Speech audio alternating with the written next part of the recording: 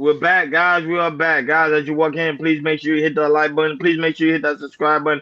Please make sure you hit that notification bell on the right hand side. Remember, we do go live each and every Monday, Wednesday, Friday, 6 o'clock Eastern time. Today, of course, is a special edition of Chaos Culture Radio. Could normally won't go live on Tuesday, but yesterday we was off due to the fact of prior engagement. But like always, thank you for tuning in to Chaos Culture Radio. Oh, shout out to Mimi to be the first one in the building. Shout out to you, sweetheart, for joining us, being the first one to be waiting for us to go live. We really, really do greatly appreciate it. Not only that, but shout out to those watching on Instagram, Facebook, Kid, and also Twitch. Guys, make sure you follow. Rumble, we didn't forget about you because we are now live on Rumble. Shout out to all those that are watching on Rumble, even though it be 5 people present. But we really do greatly appreciate that. Guys on Rumble, make sure you follow, so you won't miss it when we go live. That being said, Hakeem, Jordan, what's cracking like it? What is cracking like it, my dudes? Living the dream, living good. Shout outs to Mimi. Hey man, feeling good, feeling great on Tuesday, Monday, Tuesday, Wednesday, Thursday, Fridays, whatever. Always feeling good, always feeling great. So let's go. Let's get it. Yeah. So that being said, okay. Well, it's not Monday, but yet sports was still a lot of stuff going on during the weekend for sports. So Jordan, what's going on in the sports world? Hey man, I hope y'all had a good NFL weekend. It was a good game, especially yesterday. My Lions won. Shout out to my Lions. You know, we blew out Seattle, so we get it in. But for other news, and we're gonna talk about the basketball world. It's been sad news as Dikembe Mutombo, the Hall of Famer, he has passed away at the age of 58. He was one of the greatest defensive players ever. One of the greatest defensive players ever, and he was battled with brain cancer. The NBA Commissioner Adam Silver released a statement announcing Mutombo's passing, saying Dikembe Mutombo was simply larger than life on the court, and he was one of the greatest shot blockers and defensive players in the history of the NBA. Off the floor, he poured his heart and soul into helping others. Mutombo was 8-time NBA All-Star and one of the Defensive Player of the Year 4 times, which is, I think it's the tied 4th most with him and Ben Wallace. He played in the NBA from 1991 to 2009. Mutombo dedicated his life to help his home country of the Democratic Republic of the Congo. Created his foundation in 1997. He opened a hospital and school through the charity, and also served as the first global ambassador of the NBA. So I'm going ahead, can you play the clip? After that, we'll chop it up.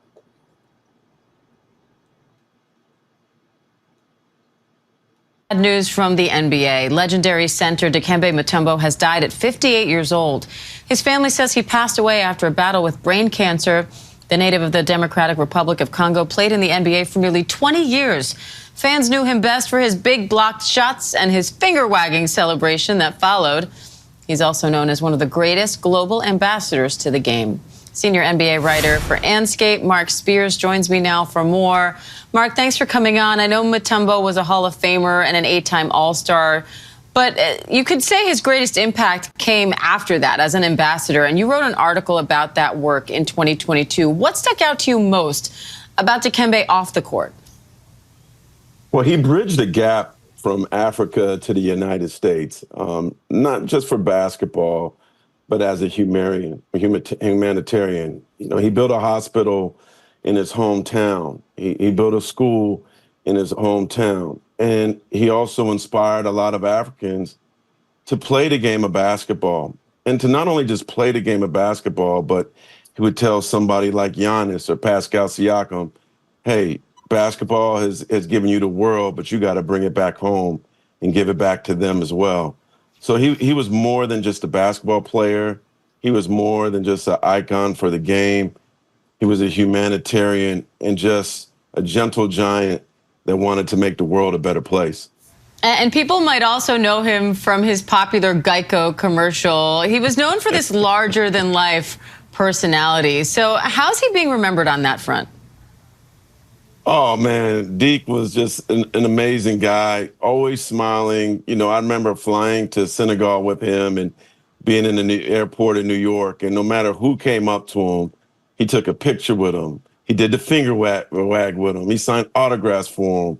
And when we went to Senegal and the band was playing after one of the games at the Basketball Africa League, he had the biggest smiles. He was bigger than life, just enjoyed life and enjoyed people and never treated anybody lesser than or acted like he was bigger than. He gave the world a hug. And so even if you didn't meet him, you feel like you did because he just had just such a loving personality. We can't let you go without talking about his basketball skills. He was a defensive force. He had the second most blocked shots in NBA history. What legacy does he leave behind in the world of basketball? Oh, I mean, sure, certainly can make an argument that he was the greatest shot blocker ever. And he let you know with that finger wag. He was just so long, so athletic, so strong, great timing. And, the Denver Nuggets retired his number 55 jersey. I think a lot of other teams need to follow suit. But, Allen Iverson, when he played with him with the Sixers, he knew that anytime somebody blew by him for a layup, that he had help in Dikembe Mutombo. And he certainly helped people on and off the court. All right, Mark Spears, great to have you. Thank you.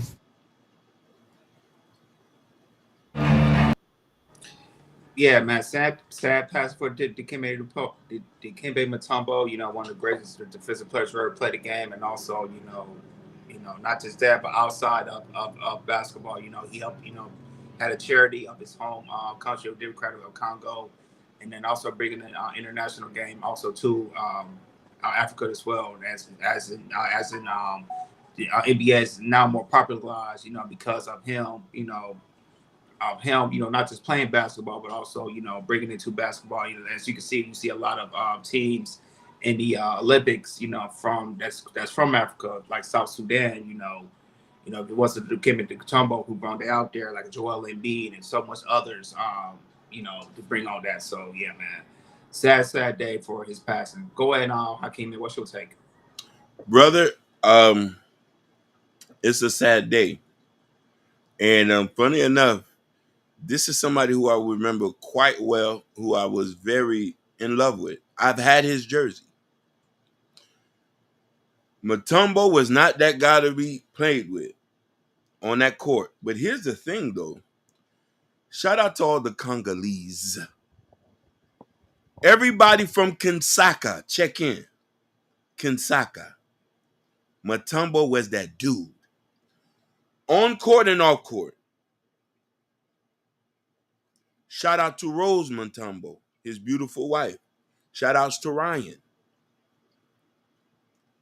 Mutombo is a true Congolese who loved Congo and was a lover of people. What he did off court meant more to me what he did on court. They said it. He made sure they built a hospital in his hometown. The man didn't really care for money. He was a true African, a true humanitarian. Kept this business out the thing, big giant, loved people, and was a family man. Family man to the point where he even adopted his wife, deceased brother's kids. This is all documented. So we're going to miss Mutombo. I remember watching his games growing up. This is something that the babies don't even know. This was one of the best players at that point of time from Africa. Him, Manute Bol. It's a number of these guys. But he was notable, Dikembe Mutombo. When you heard Mutombo, you know you wasn't getting no shots in. We're going to miss him, man. It just tells us that we're getting older. And in the era, that golden era of basketball is over. Because these guys that are playing in the league now are soft like tissue. You couldn't play against Mutombo and think you was gonna get on. See, Mutombo, I don't really know too much about him. I know a lot, like people that's older than me are aware of his game and how he used to maneuver when it came to being a center in basketball. I know he used to get a very high rebound, and of course with passing assists, I think he averaged about the rebounding. He averaged about 15 rebounds a game, and I'm pretty sure he averaged about like I seen 6 assists. So he was like the version of Shaq before Shaq came out. He used to pretty much run the game. So shout out to him. He left a great legacy behind, and you already know with the Houston Rockets when it comes to not W when it comes to the NBA. So he was the beast. I seen some of his highlights. So I'm being honest, I never saw his game, but people that's older than me used to highly Oh, talk highly of him. love Like it. you said, Hakeem, you yourself and another guy on Red Midnight was talking highly of him too as well. I watched one of his live streams. He was talking about Matumbo. So he this one hurts. This one hurts. And mind you got to keep it in mind he was only 58. And I always talk Damn. about this on this podcast a lot that black men are dying young. They're not dying with the way they should be doing. So that's why I say it's always important to make sure you check on your health. Now he was battling with brain cancer for a very long time, Yeah. and then tragically it came to an end. I'm telling people that cancer is something not to play with. That radiation, people say a lot of people who are going through that radiation, and chemo and stuff like that. I have mixed emotion when it comes to stuff like that. But Matumbo fought a hard fight, Yep. not only in the NBA but also for his life. Uh, Sadly, his end is too short, and he will definitely be missed. Oh, Believe that. Rest easy, big dog. Go rest ahead, easy. Jordan. Yeah, man. Dikembe Mutombo was, it's either him or Akeem Olajuwon, one of the best Oh shot my blockers God. the game I ever seen. You can have him, to put Mutombo or Hakeem. Those two you can They pick were from. One of the whoosh. greatest shot blockers who ever played the game. Dikembe Mutombo played for 7 teams, and in all the 7 teams, he made a definitely impact. Especially with the Denver Nuggets. He was one of the at the time he was one of the best players in that. Also helping, we went to Philadelphia. Helped Allen Iverson taking them to the finals as well. And also, I definitely remember with Kimbe his last year with Houston, he was with Yao Ming and also Tracy McGrady. The team, that team was pretty decent, man. But other than that, man, yeah, man, this is a very, very sad day, for the NBA world and outside the world. I seen here that he did a lot of things. Back in April 2020, he joined Ask the Doctors as their chief global officer. Ask the Doctor is a platform that connects people from all over the world to the top doctors and healthcare professionals. Um, Also, he was with Sports United. Matobo traveled to South Sudan as a Sports United sports envoy for the U.S. Department of State. He worked with Sam Perkins to lead a series basketball clinic and team building exercises with 50 youth and 36 coaches helping to contribute to the state department's mission to remove barriers and create a world in which individuals with disabilities enjoy dignity and full inclusion in society. And this was in South Sudan. Now, remember, I told you about South Sudan. Like he did so much that we saw South Sudan made their first entries to the Olympics and everything. And the Kim and Republic had that definitely has something to do with that. But yeah, not just basketball, not just here in America, but worldwide. The Kim and Uchabo, from Europe. People from North Europe, people from Europe know him, and also people from China know him as well. Like it's just very, very sad to see him going at 58 with that rare disease of brain cancer, and that he will forever be missed. And I know that all the teams that he played for this season, especially the Denver Nuggets, Atlanta Hawks, and Houston Rockets. I know those three teams that, and I'll say Philadelphia too. We probably will see special tributes when it comes to Dikembe Mutombo when the NBA season starts. So, and he deserves it. So, rest in peace, Dikembe Mutombo. You will be missed, and prayers go out to your families and friends. Now that, but shout out to the lovely Sherry Brown who is back from vacation. She said, Yeah. Hakeem, you looking good. And you You gotta. are. You I looking appreciate that. sharp. Listen, Finally, looking good shot. it's sharp. Go Yeah, ahead. I'm just trying to get married. You know what I mean? I'm just saying. Shout out to the Chicago Reeler. He hashtag 55 was I think Matumbo's number. Matumbo. And he definitely be missed. And it's sadly to say he died at 58. Like three. That's That's crazy. crazy. But That is crazy. he left a legacy though, and people need to understand something. Everybody need to take a death as a lesson, positive or negative, how you want to took. You can look at his life and see what he did here and say, okay, he left a positive message here. You know what I mean? He's our ancestor now, and he left a legacy that it has to be respected. There won't be no Matumbo slander. Like, you know what I mean? Like he's a god right now to us. Especially like if you was growing up as a kid in the 80s, and I'm only telling you this, as a foreigner, we leaned it towards the foreign basketball players. Elijah One, Mutombo, Manukbo. Like, it was a lot of the African boys that we was like, yo, we want to be like these guys. You know what I And mean? Bobo too. Bobo. The Bobo Bobo. too. You Yeah, know what I Bobo mean? was 7'6". 7'6". 7'5", 7'6". One of the tallest NBA players. You know what I mean? And listen, don't forget the wingspan was crazy on these guys. Nigga, when it was like, Yeah, they was very aggressive being basketball players. That's what I'm you know what I saying. mean? The game changed. The game changed. It became more softened. Shout out to Aston Williams, the creator of the Shiesty Avengers, also in the building. Guys, make sure you subscribe to the Assemble. channel. Hassan is also in the building. Shout out to Hassan for also coming through with the love and support. And you already know why High, #1 Cowboys fan, is also in the building. He, you know he happy because every time the Dallas win, boy, Hey, they why? always celebrate. Wow, we play y'all in 2 weeks now. You better be ready. We on a bye week, and then we play y'all next. So you better be ready for us. We'll be coming. And also they play the 49ers, so get ready. That's gonna be a good game. Detroit and Cowboys. Them rivals right there. People ain't gonna miss. And not only that, but shout out to those also watching us on Rumble and Instagram. I want to make sure to give you guys some love and also Kick and Twitch. We gotta get you guys some love. So guys, make sure you follow. It's so very important. Jody already know the money. The money. Read my comment. We need a suit day up here. Are we I gonna don't get? think so. Oh, I listen, can't go wear a suit. I ain't wearing no I'm gonna suit. wear a suit. Whatever the queen want, the queen gets. I wear a suit for you, baby. Don't worry. I wear a suit. I ain't wearing no suit. The only time you see us doing the suit, if we doing a gathering Suited and at an booted. actual Yes. studio, then I'm wearing it. But I can't wear no suit. Yo, what You'll y'all see want? us in the suit if hey, Sherry, you'll see us in the suit when we get a studio.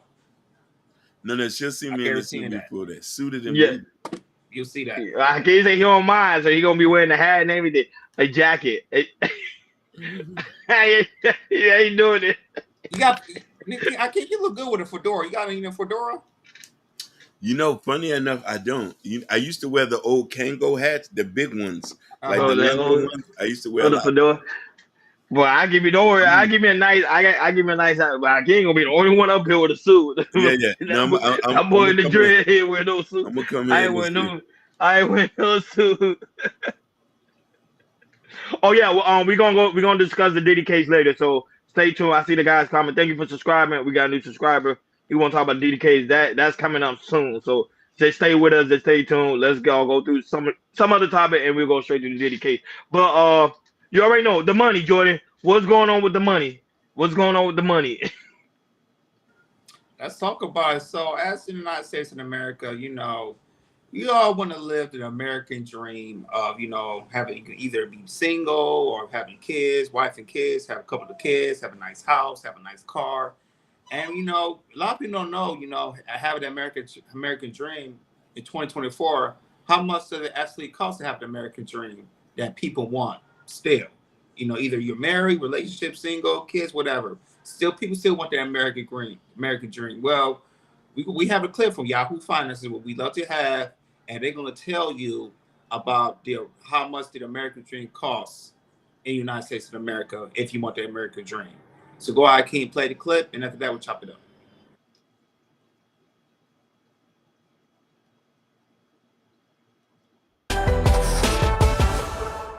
The American dream is hard to describe. For some, it's all about financial success and owning a home. For others, it represents freedom, educational opportunities, or the pursuit of happiness. However you define it, one thing is clear. Achieving the American dream comes with a hefty price tag. A new report from Investopedia projects the American dream now costs a staggering $4.4 million. Is this even attainable? And how can we reach it? Here to weigh in is Caleb Silver, Investopedia editor-in-chief. Caleb, $4.4 million. How did you come up with this number, and how does it compare to last year? And that was the first year of the report. Yeah, 4.4 million sounds like a lot because it is a lot, but we're talking about a lifetime of earnings, right? 25 to 65. How much money you would need to have the things that we want, not necessarily need. So we were looking at what people were actually searching for on our site. We always do this. And last year, the American dream kept popping up. And it wasn't like, what is it? it, but could I ever attain it? And given the price of everything, especially housing, especially education, and rising costs for healthcare, more and more people felt disassociated with it. So we put this number on it. But these are, again, are the wants. We're talking about having enough for retirement, right? Having enough to pay for a wedding, raising a couple kids, sending them to a public university. So 4.4 million over that lifetime. Yes, a big number. Last year, a little bit closer to 3.5 million. But we looked at what people actually want, not the essentials like housing, right? You got to feed yourself and you need health care, but all these other things, having a pet, paying for a funeral, buying a few new cars over the course of a lifetime, this adds up. So how are we seeing the high cost of this American dream change how people are actively living their lives? For example, renting versus buying a home, even the number of kids you have. How do you see these shifts sort of play out? Right, and the funny thing is, this number is what we thought for a household, right? 3.3 people, but people make choices about their lives. Some people don't want kids, some people don't want pets, some people don't have a used car. But if you think about the things that we might want, reasonable expectations, that's where you come up with this number. So people are coming up with creative ways of putting this together. But one thing is absolutely certain. If you work for a lifetime, 40 years or so, at the median income, you're going to wind up with something like $2.8–3 million. You're going to have a gap between how much you make and how much you might need if you need money for retirement. How do you fill that gap? You have to fill that gap by investing, by owning assets. You have to have your money working for you while you're over here working and getting paid. Your money's got to be working in the background. And how does this change depending on demographics when we talk about the racial wealth gap or even the gender pay gap as well? Great question, because this is a big number for anybody. But when you look at the median income, that could apply to anybody. But we know people make different choices depending on the communities that they live in. People make different life choices. Again, some people might not want to have kids. Some people might have a dual income family. Having a dual income family is a great way to achieving this number and beyond. If you have two people working, even at the median income, you'll wind up with something like $5+ million over that course of a lifetime. You might be in a pretty good position to make these choices that you might want to have. Taking an annual vacation, right? Or having a pet, having a few pets over the course of a lifetime, sending kids to college. But if you look at what different generations are doing and different racial groups, they're making different choices so that they can live their American dream, whatever that is. You mentioned investing in the stock market. Are there other things that people can do to try and reach that number and make it a more attainable goal? Yeah, and the thing is, it's your number, so you have to come up with whatever your number is. And the most important thing we talk about, especially in financial planning, is what does it cost to be you, and what does it cost to be the you want to be? Once you get to that number, work your way backwards. So if you work your way backwards, maybe that number for you is $2 million. Maybe it's $6 million. It depends on what you want ultimately. So working your way backwards from that and saying, if I make X amount and I get a raise of 3% a year for this long, but I invest and my money is compounding, that is a way for me to achieve these goals. And that's what planning is all about. But also you have to have asset ownership in this country. That's just the way it is in this American form of capitalism that we've come up with. You have to be invested and you have to have asset ownership, whether that's a home or other assets that are going to appreciate over time. You have to be in there, and you have to be in there early. The earlier you start, the better off you are. That number doesn't seem so intimidating if you start investing and saving when you're 25 versus 45. And is there a fiscal responsibility to try and drive down the high cost of living? It was just something, as I was reading this report, especially with the election upcoming, how something like this could really play into the politics of it all. We're already hearing it all across the campaign trail. You either hear from the Trump administration, from the Trump campaign, I should say, that the American dream is dead, it's not attainable, or you hear from the Harris campaign that we're going to try to restore it. We're going to do whatever we can, and that means potential tax breaks for home ownership, new home owners, trying to get people into the housing market, because we know that is a way to see your assets appreciate over time. But ultimately, you're the CEO of your own life. Your dream is your dream. You have to come up with that numbers. I wouldn't wait around for the government to solve that problem, because ultimately it's about you and how much you can invest over time and how much it costs to be the you want to be. All right, love it. The American dream, hopefully alive and well for most Americans, but certainly have to take a lot of steps to get there. That's right. It's our dream. It's our dream. It's our dream. Thank you so much, Caleb Silver, Investopedia Editor-in-Chief. Facts. Yeah, that was a great. He spit facts on that. So, Perfect. You know. Perfect. This is that spanning American dream when you're 20s, always to your 50s and everything, and what you view as your American dream, how much you want to save in every day, which he spit major facts. So go ahead, Hakeem, man. No, go ahead, Ronnie. I'm sorry. Go ahead, Ronnie. What's your take on it? No, Caleb Silver. I love his commentary when it came to the American dream. And he actually mentioned something I was gonna say. I was gonna say right now, it's trending right now on TikTok. The American dream is dead. He said no, it's still attainable. It's based on how you invest. Pretty much on yourself. You gotta invest yourself because remember, the American dream is your dream. No one can tell you how to live your own dream. You have the power that you can attain your own personal dream. And the number one thing he said that I took from his whole concept is if you want to reach that American dream, you have to invest. You have to hold stuff for a long period of time. And it's funny because one time I had a conversation with a friend of mine, and we were talking about the aspect of how black people tend to give up their wealth, meaning their home, after the person pretty much leave the earth. The family come together and say, you know what, I'm gonna get rid of that home. It's not worth it. Let's just split the money. No, if you keep that for a very long time, that's how you gain generational wealth. One of the generational wealth ways back in the days was home ownership. I think people need to focus on that a lot. That's Period. one of the biggest dreams of America is having home ownership. Period. When you understand the aspect of home ownership and also investing, bro, you're unstoppable. You can make $1.4 million. That's all I gotta say on that.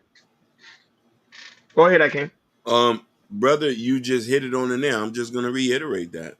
Before investing was even an idea, home ownership was that. Wealth was created. And when he speak of home ownership, that also follows in other brackets, owning land, owning condos, owning buildings. So, you know what I mean? I think the American dream is very obtainable, is how you approach it. You can't say, if you only make $40,000 a year, you can't say, I'm going to live in Houston. No, you might live in Sugar Land outside of Houston. You might, you know what I mean? You might live in Jupiter, Florida. You can afford a house there and commute in still, or Port St. Lucie. You can still afford houses. It's just how you approach it and how you approach that. And when he honed in on something, you got to get assets that appreciate. Cars are not assets, they're money pits. Let's just put that out there. Cars just get you from one place to another. If it can help you make money, that's it. Stocks, bonds, intellectual properties, and investing. You know what I mean? It's very, very obtainable. Yep, they sell family assets, then blame it on races. Ooh, shit, that hurt me. God Wow. damn. Why High came out with the uppercut. A dude, kid. Oh, that was He's funny. He telling the did came out with truth. nowhere with that Yeah, one. that was But he funny. He's said the telling the truth. truth. A lot of them guys in New Orleans and Alabama, all them owned land and sold their grandmama house. Why? Why High, man? Why you had to do And man? and then we got On the Spot Live.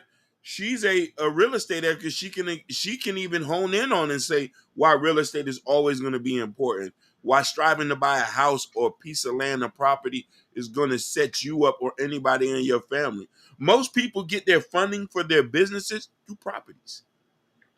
Or Yep. they And take also they make sure you take shout out to her. Shout out to her and subscribe to her channel. But go ahead, Akeem. Yeah, Continue.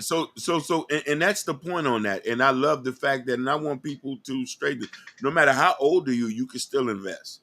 You can still Yes. leave something. It's just that whatever bracket, if you're 25, it's best to start early, but whatever stage you're at in your life, it's the same thing with going back to school. You can always put yourself in a better position and do things better. Yeah. No, for example, Matumbo, you saw like I did the money he got from the NBA. You saw he went back home and Yep. invest in his homeland. Hmm. That's power. But go ahead, I'm Jordan. Oh, I want to say something that the guy didn't say either. I'm gonna say this too. Also, find somebody who shares the same American dream as you do. I want to add that. Find somebody. If you can find somebody saying the American dream as you do, it'll be easy for you guys to save, and also easier for you to buy a house and all assets and other things as well. I agree with him, or Ronnie, and Hakeem. You know, American dream is still alive and everything. You just gotta figure out what you want to do, where you want to live, how much money you gonna make, how much you gonna save as well. You know, and I feel like people, especially the millennials and Generation Z, they're kind of lost in that. You know, especially with the presidential election, how the climate is right now, and also with the inflation as well. We see all that, we get all that, but the thing is, you really can't focus on what the government's going to help you with, or what the state's going to help you with, or the local will help you with. You know, it's up to you to figure out what you want to do when it comes to the American dream. You know, people think about American dream when they, in their teenagers, what they gonna do, what house they want to live, how many kids they want to pass or anything all like type like that. And also, what's their dream city they would love to live in. Either it could be in the city, It could be in the suburbs, rural, somewhere else, whatever. It's just your for you to make that choice of what you want to do. Uh, if you want to build a marriage dream on yourself, or do you want to share your marriage dream with somebody when it comes to having kids, having a house, having the pets, and all that and everything. It's very very important to people to know, like, hey, the marriage dream is still alive. Just got to focus on what you want to do, how you gonna do it, and also do you want to share with somebody. It's very very simple as that. Big facts, Jordan. No cap. You know what I'm saying? And now, but shout out to the 8 people that are watching us on Instagram, on Hakeem's side, and on my side. And also shout out to those watching on Rumble, Kick, Twitch. Guys, make sure you follow, and also Facebook. And shout out to the lovely Bobby Bryan that's also in the building. Great to see you, sweetheart. Hello. How you doing this? How you doing this evening? On this Tuesday evening? And I that, but on your own spotlight, guys, make sure y'all go ahead and subscribe to her channel. She has some good commentary when she talking about real estate and also other trending topics. Yes, Sherry, you see you. You say you're cooking. What's for dinner? Cleaning, and we're doing Wiz homework. You better get them straight A's in school, boy. But I'm here with listening. Thank you for always listening, Sherry. Thank you for always showing love and support. We really do greatly appreciate it. Jordan, hip hop, another favorite topic of mine. What's going on in the hip hop world? Let's talk about the hip hop world. Let's talk about Yo Gotti. Yo Gotti. So, Wack Muhammad, he went viral about how Yo Gotti's late brother Big Ju put a 100,000, 100K hit on Young Dolph, and now Wack Muhammad thinks it's going to really come back on a record of rapper as Yo Gotti. He believes, since this is it's been spewed out there in the courtrooms. It's looking like that. Wack 100 is saying that when it comes to the feds and how the feds, how they taking Diddy down, how they taking the mayor down, and now they think about Wack 100 is like pointing at Yo Gotti with the situation he had with his late brother and everything. So they feel like the feds is going to look deeper into the record label and also Yo Gotti, and it feels like Yo Gotti might be next when it comes to him being locked up, and this is come from Wack 100. So go ahead, Hakeem, play the clip, and after that, we'll chop it up.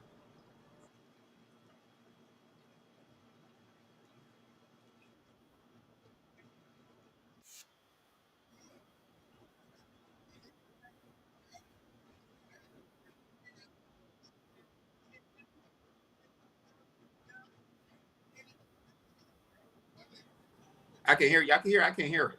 No, I can't hear. The volume's low on the audio. Can you hear? I can't. The volume's low. Yeah. Hold on.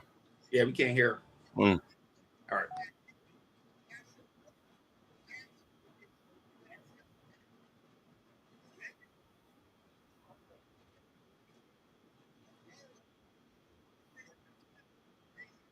Can y'all hear it now? No, still low. That's as high Unless I can it, go. I'll unless the send it. audio itself It's is low. okay. I'll It's send low. another one. I'll send it from another source. I'm gonna send it to you right now, Hakeem. See if that works. I just sent it to you right now.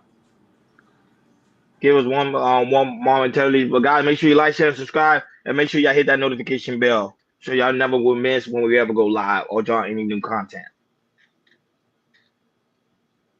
Go ahead. You send the video to the other source. Yeah, I sent it already. Yeah, I can't work it out. Hold on. You sent it already? Yeah, it's from Hollywood Lock. It's I just sent it to you. Yep. Now that, but shout out to also Jalen is also in the building. Hey, Jalen, I be seeing you over there on him channel, cammed up. I don't see it. It ain't popped up yet. All right, I'm gonna try it again. I'm sending it again. Hold on. Jalen over there, she doing her thing. She over there on him channel, cammed up, trying to be fabulous, huh, for her new audience. All right, I sent it again. Sherry Brown says she cooking green, stew brown chicken, rice and peas, and sweet cornbread. All right, I got it. You can never go back with that sweet cornbread. Go ahead, go ahead. Go ahead, you can continue.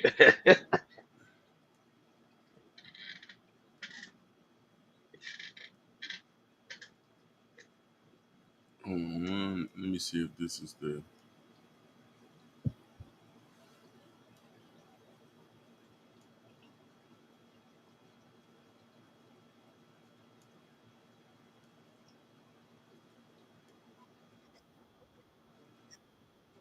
Y'all can hear? You playing it? I'm playing it. Can y'all Nah, see it? no. We can We see can it, but we see it. can't We hear can it. see it. We can't hear. Hmm. That's weird because the audio was just working. Hmm.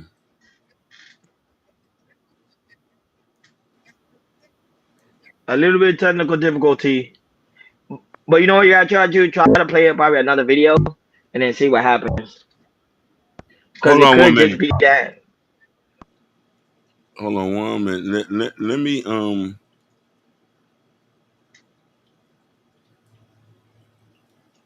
That's so weird. When I was playing the YouTube channel, was it working? Yeah,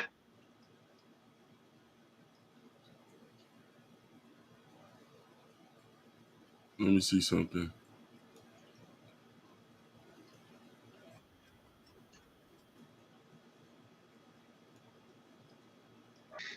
How can I find it on the YouTube one? I'll send it to you. I don't know if you want to play that one. Yeah, hold on. Tell me if y'all can hear this one. Okay. no, No. I can't hear it now. You can't hear No, it? No. no. I know what it is. Hold on. Okay. Yeah, bear me one moment. Yeah, it's probably just only playing through your headphones. That's all. That's the only thing. It's probably just playing through that. Hold on, let me check the audio.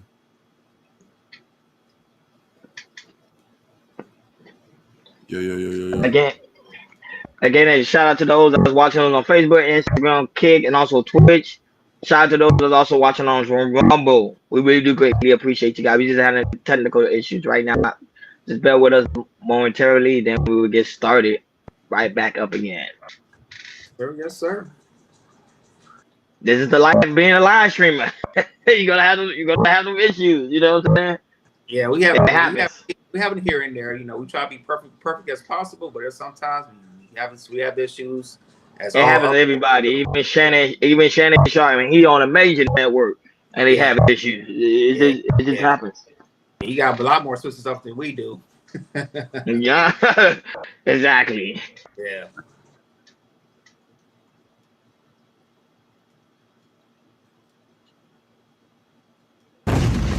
Yeah, there you go. Perfect. Y'all hear it?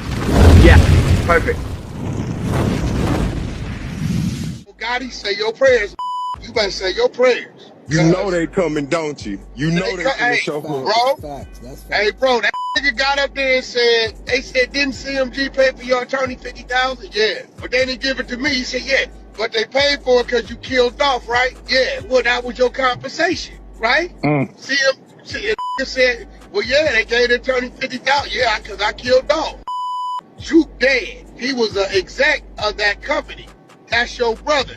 That's finna that's next. Watch. Remember I told you. But wouldn't it be smart to blame it on the dead man though? No, he was part of the company. They saying Okay. CMG, they're gonna classify it as a game. They gonna try to target. Now let's do the math. CMG and PRE shooting at the back in the Carolinas. Motherfuckers doing songs, shot the Sprinter 100 times, bulletproof, dead. PRE, they're gonna take it and paint the perfect movie. These two things are game, and your gang paid this dude attorney 50,000 because you hired him to do a hit for 100. They coming. Damn. I heard that. I said, y'all didn't hear that shit? Yeah, I heard him when he was testifying. Oh my God. I said, oh damn.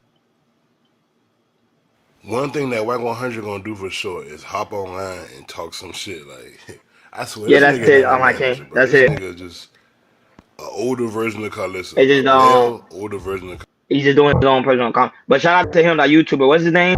Cause we want to make sure we give him a shout out because that was his channel. You know. Everything entertainment. Shout out to Everything Entertainment. Thank you, Big Dog. Guys, make sure you also go subscribe to his channel. Yes. Go ahead, Jordan. You was gonna say go ahead. Yeah, so WAC 100 thing, Yo Gotti is going to be in trouble in the future when it comes to the feds, with the situation with his brother and everything, putting up, on the K on Young Dolph. But What's your take? Hakeem, does Whack 100 have a point? A lot of things he says are very salacious, and it's not rooted in truth.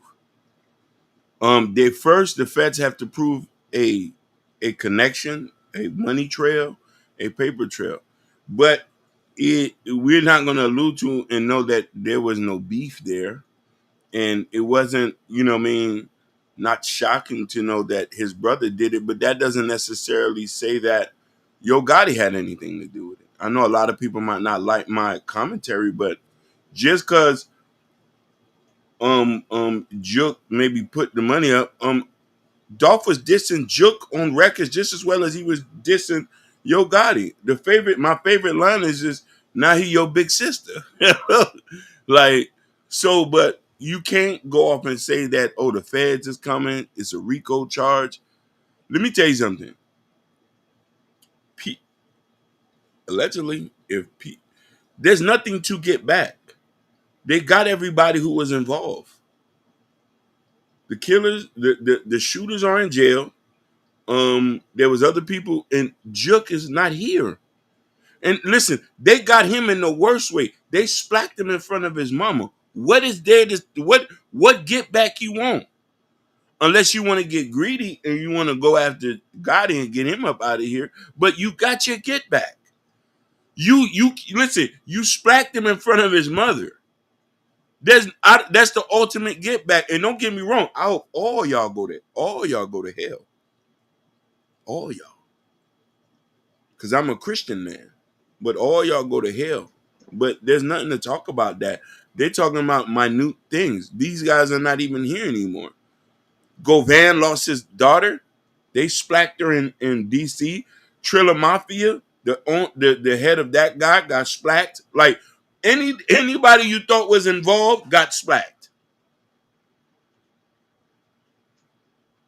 And the main shooters are in jail. And listen, they didn't even wait a week before they started snitching.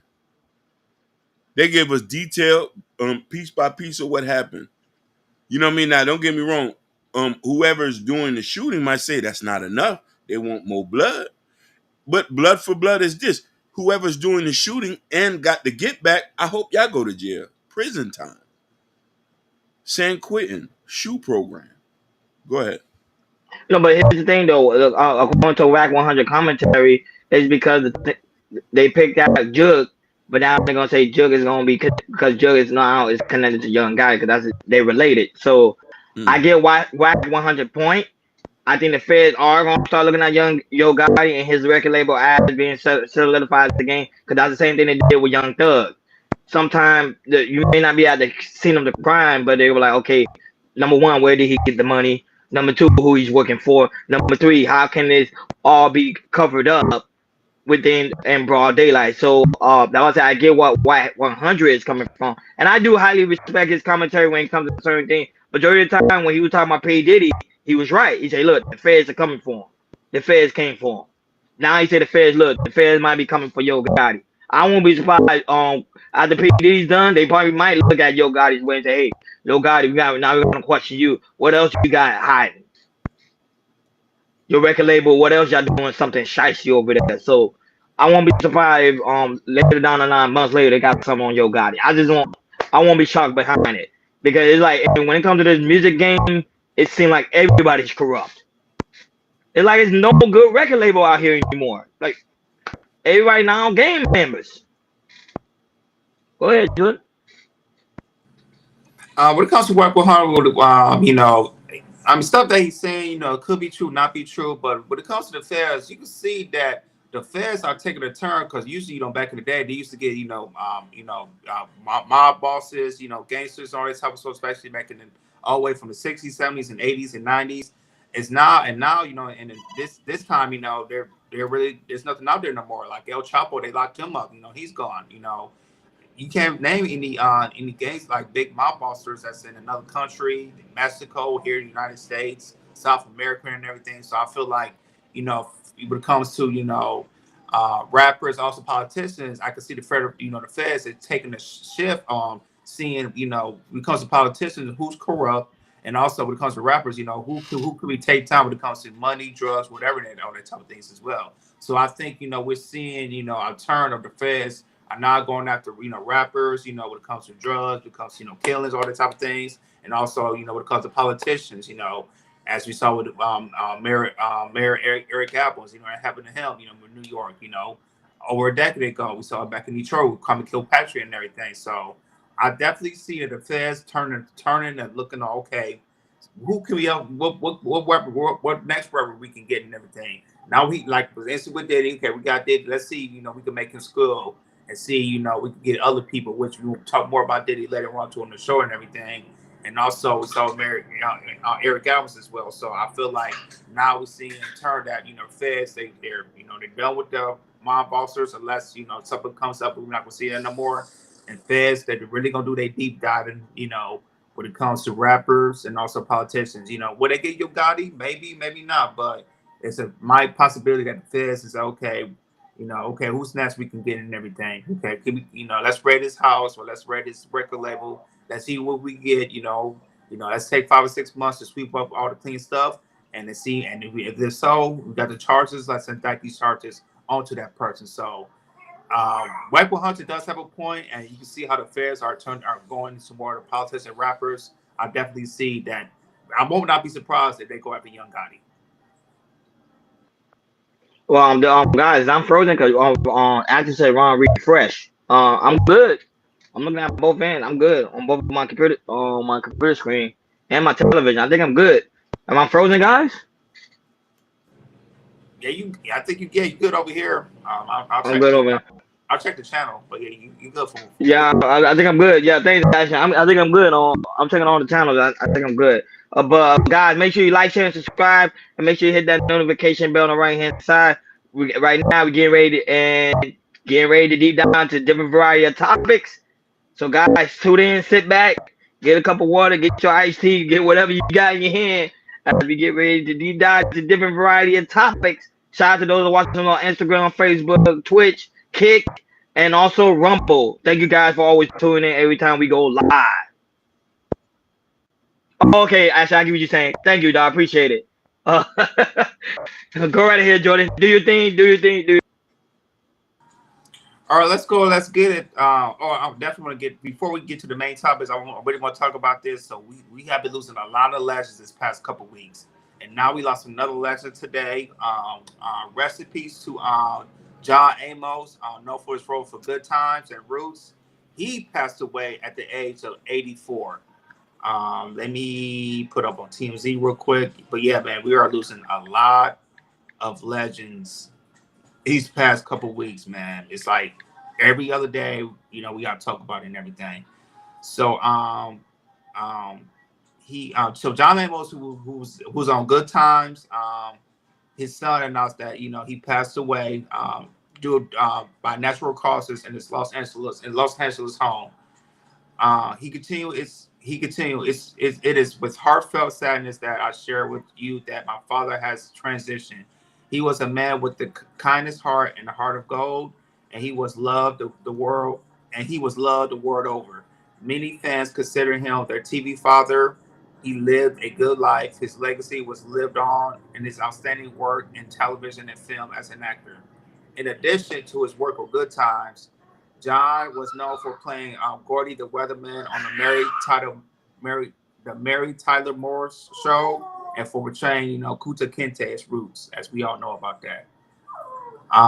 He also played roles like in Coming to America. He was the father of the two daughters. He is survived by his daughter, his son, who and the actor children found themselves at the last year when they disagree over some stuff about Medicare and through their elders abuse allegations at one another. This was last year about some stuff and everything. But yeah, man. Rest in peace to John Amos. Hakeem, we do have a little short clip, and after that we'll chop it up.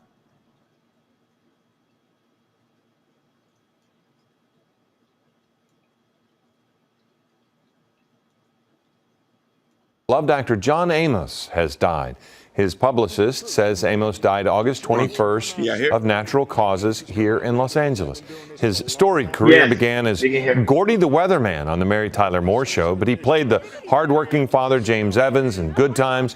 He was nominated for an Emmy for playing an older Kunta Kinte in Roots, and he was an owner of a McDonald's-like hamburger chain in Coming to America. Later in life, Amos would play the chairman of the Joint Chiefs of Staff on TV's The West Wing. John Amos has died at the age of 84. Yeah, man. Like I said, we're losing a lot of legends, man. And man, rest in peace to John Amos, man. It's another terrible loss. Another TV legend that as him as you look at some father figure because of television. And he's definitely one of the very first ones, back in the 70s with Good Times. So go ahead, Ronnie, man. What's your take on losing another legend as in John Amos, a TV legend?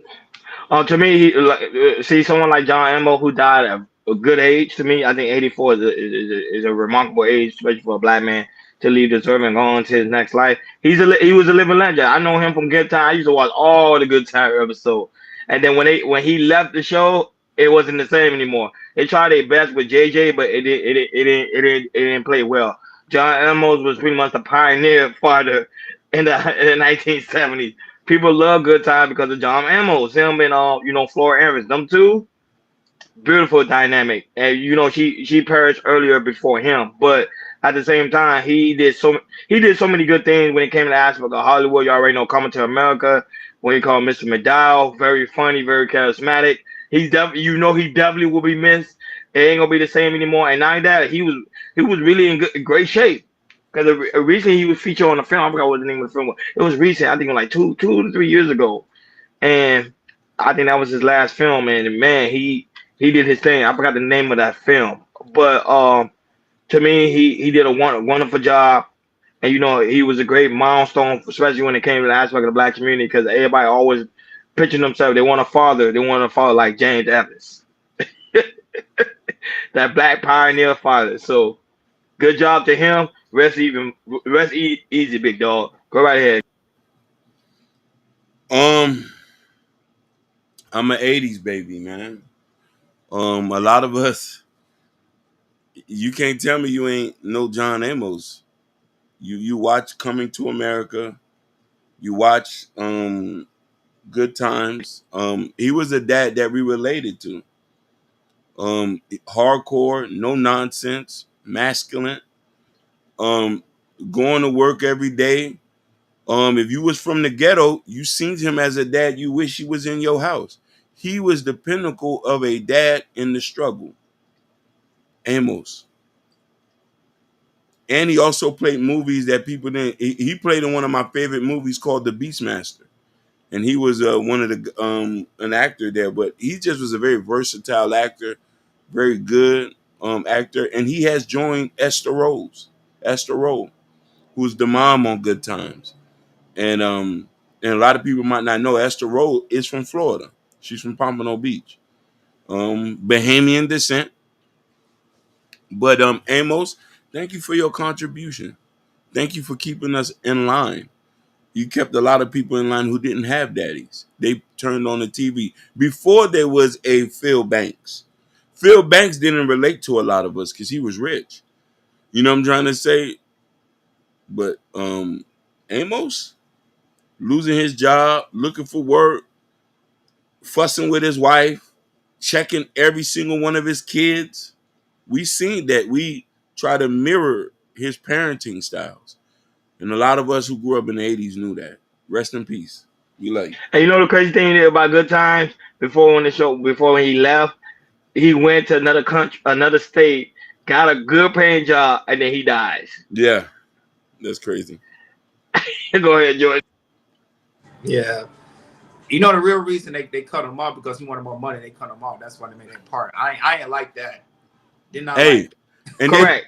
He deserved it too, because after he left, the show went downhill. Yeah, he did. Because they were focusing on JJ character and not focusing on his character. Because remember, at that time, society was moving away from like a father image look. Mm-hmm. More of a single. That's a whole other conversation. More of a single mother in the struggle. But go ahead. Yeah, but you can tell. But you said King, when it comes to Philip Banks, Fresh Prince, when it comes to Carl Weathers from Family Matters, when it comes to Bill Cosby, with the Cosby Show and everything. James Amos did it first. Yep. He was the first to do it. And with that, and that's how Bill Cosby, the Phil Banks, how they kind of relate to that because they was because John Amos as a father, he was hard nosed, he was like the too patriarchal of the family when it comes to being in the hood and everything, and so it's sad to see him go like that, and I wish him the best and just rest in peace to John Amos.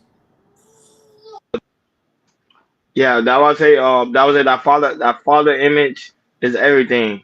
But go ahead, Jordan. On to the next one before we head to the main topic.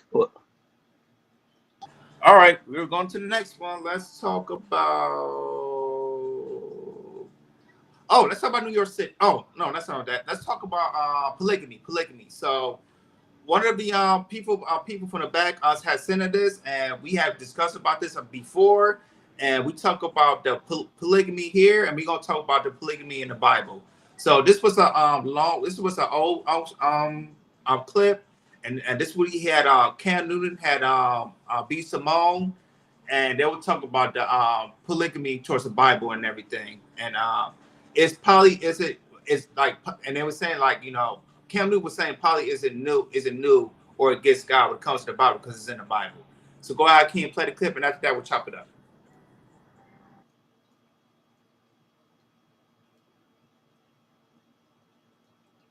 Our religion, it has got lost in translation. There are some high-valued men in the Bible that had a lot of favor from God by having multiple wives and multiple concubines. So you can't sit up here and say you want a man of God and not acknowledge the fact that, in this society it's socially accepted, but in the Bible, when you talk about David, when you talk about Solomon, the the wisest person in all of earth, he had the most wives anybody has ever had and concubines. And when David was in battle, he would go back to not only to save his wives, but to go back and protect his concubines. King David had multiple women, and and Abraham and Israel, and he didn't name all those names, but he named multiple men in the Bible. But it's true. I have never had one woman in my entire life. And people have told me that something is wrong with me. If you let America tell you. For this full video and many other exclusive member-only videos.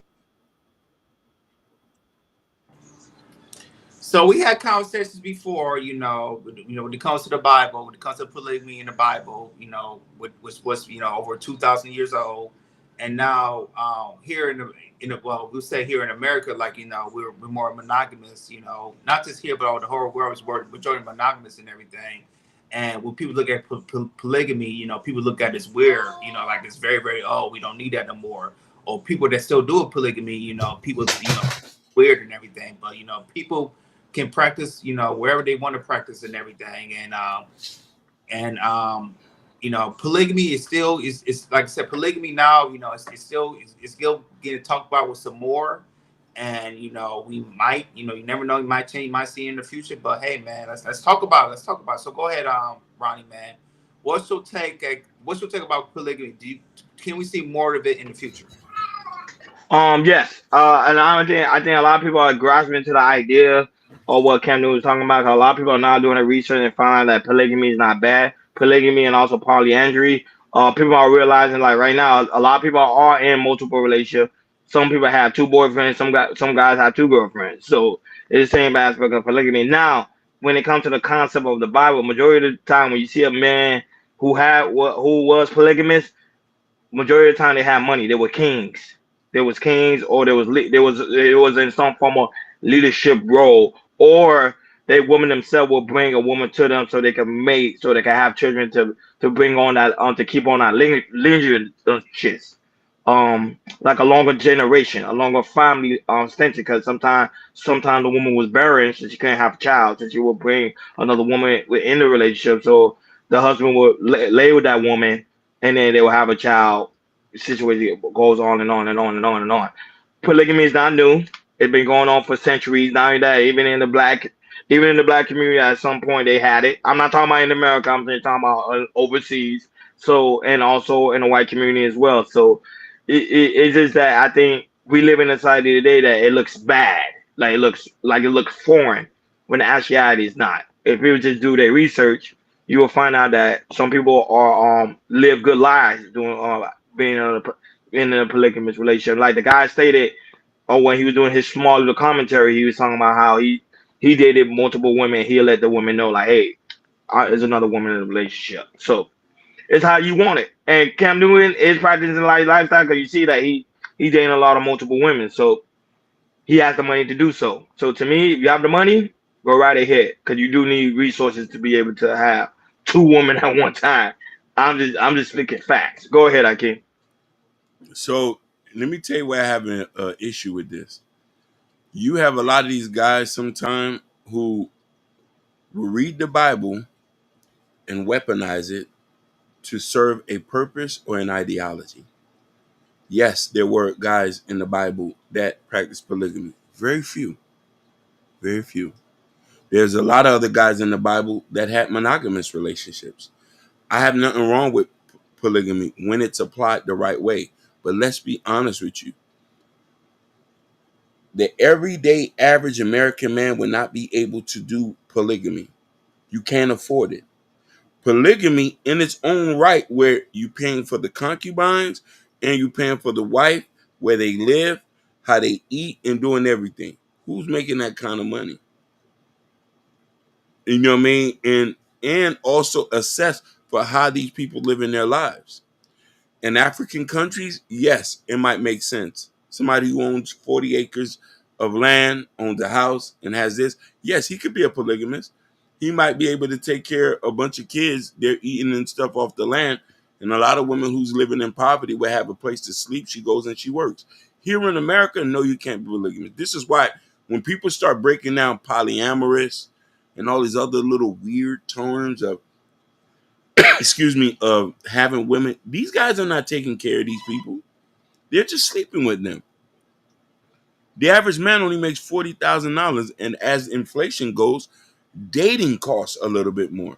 You know what I mean? So, you know what I mean. And most women want things, and you're not going to be able to provide that on the cest of other stuff.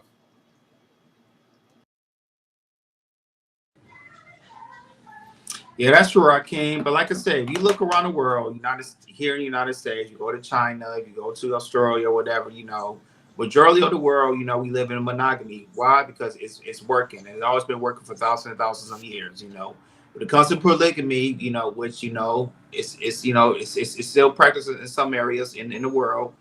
It's all about you. If you matter, I'll say not just about money, but can you have more than two people in your household, which a lot of people, when it comes to America, a lot of people can't do. A lot of people really can't handle one woman in general. So my thing is, it's like, if you think about doing polygamy and you can't handle one woman, why you think you can handle two women? For what I'm saying, there are a lot of people that talk about polygamy and practice polygamy as well. So, or I mean, try to practice polygamy as well. It's like, I'm gonna try this, but the thing is, it's like not only your finances is not right, when it comes to you having two women, you can't, being a leader, you can't, just lead one. You can't even lead one woman. You can't even lead one woman. And the thing is, it's like, if you can't lead one woman, how can you lead two?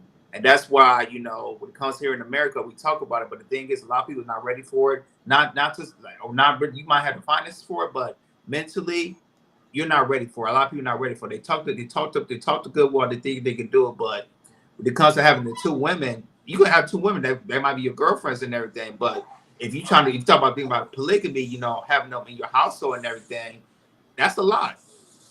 When it comes to a marriage, having one woman, it's a lot. So when it comes to polygamy, can it work for some people? Sure. If you had the money, sure. If you had the mindset to do it, sure.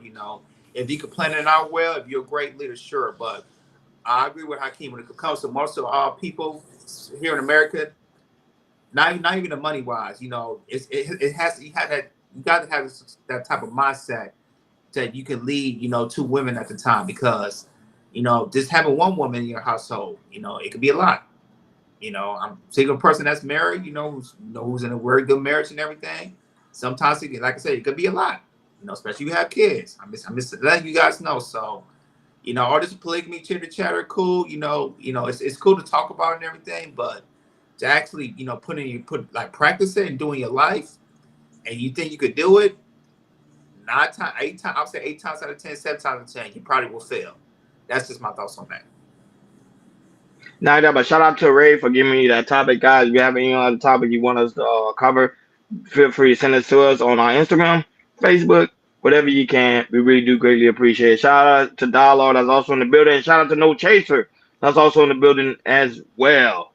Jordan, we at the hour mark. So that being said, go right ahead. We at the hour mark. All right, we got more Diddy news, more Diddy news, more Diddy news. So, not just Diddy got his regular charges. Now there's been 120 additional sexual assault lawsuits to be added against Diddy's case.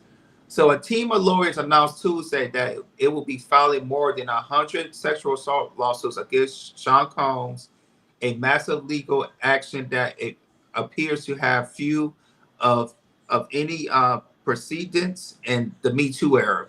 The lawsuit would exponentially increase the number of sexual abuse accusations against the embattled music producer of Diddy. The biggest secret in the entertainment industry that really wasn't a secret at all has finally been realized to the world. One of the lead attorneys at the Houston News conference, the world of silence has now been broken. The plaintiffs will also be represented by Andrew Asdale, who previously represented hundreds of victims in the abuse lawsuit against Boy Scouts in America. Let me see. Read some more. I think this is the same lawyer. I got to do some more research. I think this is the same lawsuit, the same lawyer that put the lawsuit against Deshaun Watson as well. Once his lawsuit went down back in Houston as well. So common alert alleged victims include a roughly equal number of men and women who ranged in the age from 9 years old to the age of 38 at the time of the attacks. So they're saying out of 100 of these lawsuits, they say some are minors as well. That spread through the span of 20 years from all the way 2000s to 2000 to here up to 2020s. The victims felt compelled to come forward after Combs was arrested and denied bond last month, explaining that the criminal charges validates their experience after many victims spent years blaming themselves. So, now, Diddy got to deal with the feds, with his charges and everything. Now he has to deal with, the lawsuit in Houston that was filed with 120 individuals filed lawsuit against him. So all these lawsuits, it keeps piling up and piling up and piling up from Diddy, which, we saw this going back all the way to Cassie. And now it still keeps piling up and piling up and piling up. So go ahead, Keem, play the clip from the lawyer, and then after that, we'll chop it up. Biggest secret in the entertainment industry that really wasn't a secret at all has finally been revealed to the world. The wall of silence has now been broken, and victims are coming forward. Our team has had at this point more than 3,285 individuals contact us with people claiming to have been victimized by Sean Combs. After vetting, we now represent 120 individuals who intend to bring civil claims in civil court against Sean Diddy Combs, as well as claims against many other individuals and entities that we will name as defendants as we file these individual cases.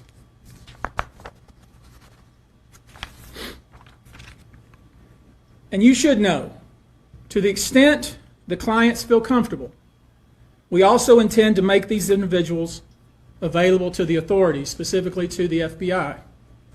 And you should also know a few of them have already been spoken to by the FBI. Now, before we discuss the nature of the claims and claimants themselves, let me comment on the large volume of calls we have received since our first announcement. Even before the indictment of Sean Combs, we had received a small volume of calls and had screened a handful of cases. After the indictment of Sean Combs and the announcement that we were pursuing these claims, the floodgates opened. People who wouldn't otherwise, for a variety of reasons, are now stepping forward to make their voices heard and to pursue justice. But no, most of these people are scared. They fear backlash in their communities. They fear backlash in their own families. They are afraid of retaliation from the perpetrators and their associates. They are rightly afraid for their own personal safety. I expect that through this process, many powerful people will be exposed. Many dirty secrets will be revealed. We know what we are potentially up against. And as is always the case in situations like this, when a celebrity is involved, people can be downright mean and nasty. You would be shocked at the length fans will go, no matter the evidence to the contrary, to defend celebrities they love. I mean, there's a reason for this word fans. They're fanatics. I've personally already been threatened multiple times on social media. And when I agreed to pursue this, I expected as much. This isn't my first rodeo. But victims who step forward to have their voices heard should not be subjected to that kind of conduct. They should not be targeted. I want to say this, and I want to be clear about it. Although we are vetting each call as stringently as we can, I always start with a mindset that I believe victims. I believe victims because I understand the tremendous courage it takes to step forward. So if you're watching this, please hear me. If you're out there and you have been victimized, you are not alone. The biggest secret in the entertainment industry that really wasn't a secret at all has finally been revealed to the world. So looking at these allegations, these are not criminal. I believe these are civil suits. So this is, like I said, this is a money grab. So yeah, man, this is keep piling up and piling up and piling up on Diddy, piling up. And like I said, I don't think it's gonna stop. I think it's gonna be some more allegations, more piled up, and it's, you know, as we know, it's not looking good for Diddy. But go ahead, Hakeem. You know, what's your take with these new allegations when it comes to 120 new allegations when it comes to the ages from 9 to the age of 38? 100%. Shout outs to Truth and Purpose. Shout outs to Tequila. It's good to see y'all back around. The chickens had came home to roost. The evil deeds that he has put out in the world are now being cashed in. Whatever you do in the dark must come into the light. I do not feel sorry for him. I don't feel no sympathy for him either.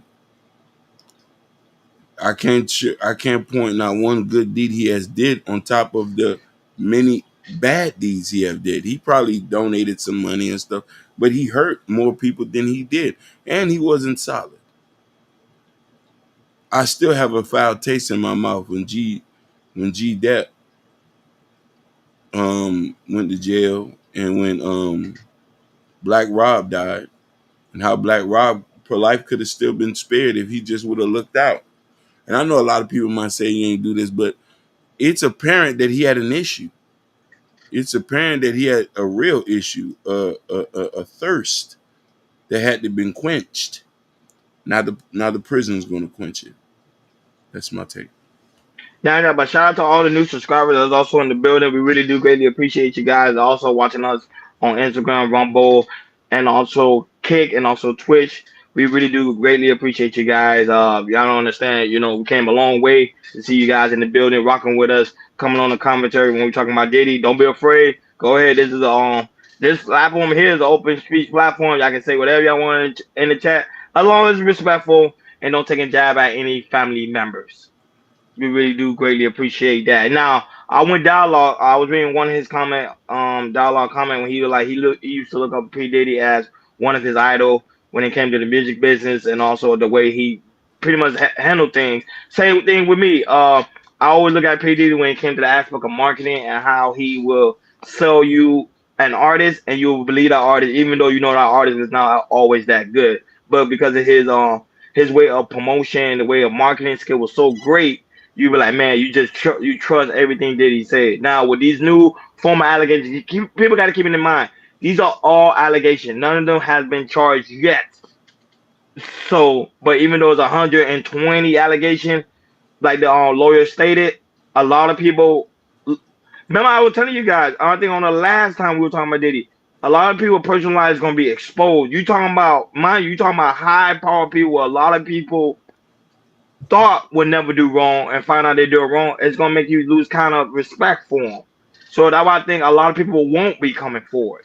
Cause think about it, you won't have someone in the music industry say, "Hey, he used to touch me," or "He used to do this to me," or "We used to do that." They're not gonna do that, Hakeem. You already know we live in a culture where there's no snitching. They're not gonna snitch. And decided to say they're not gonna snitch. And that's why I keep telling people, that's why I see, even though he's dealing with the feds, I keep telling people I think P. Diddy going, for some reason, he's gonna come through. Because these people are not gonna come forward. Even the lawyer stated himself, my life is being threatened. So just imagine if some of these people are gonna try to come forward. They're like, hey, if you say something, bro, that's the end of you. You get what I'm saying? So, even though P. Diddy's not that powerful, still people still maintain a certain livelihood that they don't want that reputation to be pretty much diminished. Because now you got someone like is in the hip hop industry that's known to be a gangster and find out that he's really not a gangster, your respect level going to go down. That's why people, when they find out that Tupac wasn't really a gangster, a lot of people lost respect for him. They were like, wait a minute, you the legendary Tupac. I thought you was this, and find out he was just an actor. So I don't know. I just find it very, very. This is a tough one. I know a lot of people say it's a done case, it's a done didder. I don't know. I still think he got fire in his blood, and not only that, but I think allegedly they're saying P. Diddy got another lawyer team that's with him in this case. So I told y'all, P. Diddy's gonna fight. He's not gonna sit down. That's not gonna happen. Not his type of ego. His ego is way too strong for him to lose. I'm just saying. Go ahead, Jordan. When it comes to this Diddy situations, I feel like I heard like either I think last week that he's going to testify with a couple things when it comes to the federal court and everything. So, and I know him and his lawyers has been like try to build a case to defend him for a long time because all this was going to come as well. All this allegations, more allegations going to come probably in the future when it comes to Diddy, especially in the month of October now. So. It's when it comes to allegations, we're gonna hear a lot more and more and everything. So I just want to see. I just can't wait to hear from Diddy's side about him testifying about what's going on in the music industry. When it comes to the tapes and everything, who's on these tapes and everything, who's gonna find out. That's higher than Diddy. I forgot who said that. There was a chick that said on the show that said.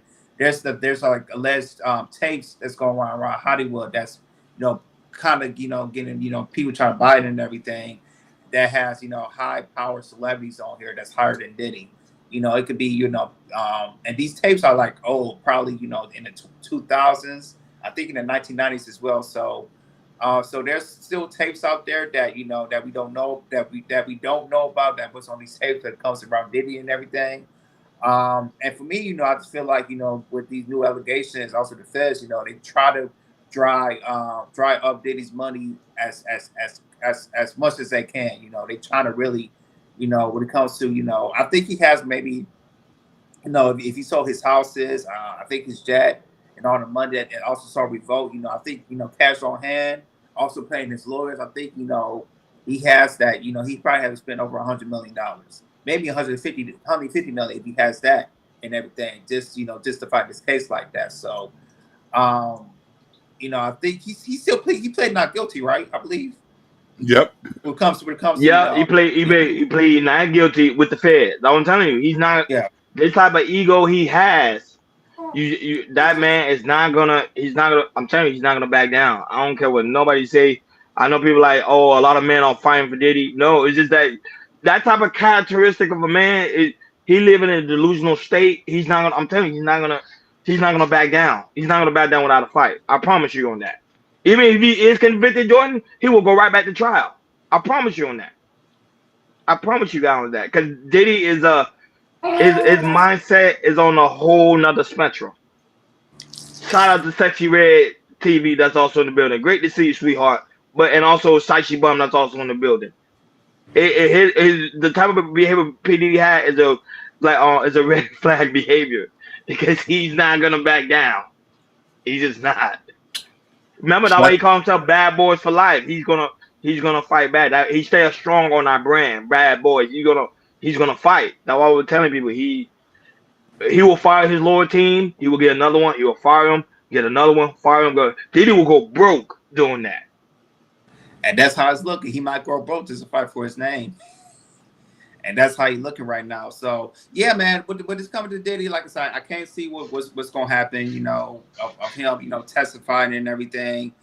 Like I said, it's definitely gonna be more stuff coming out. You know, this month, maybe this tomorrow, this week, next week, and everything. So you know, this Diddy thing is really buzzing right now. Of you know, him going to jail.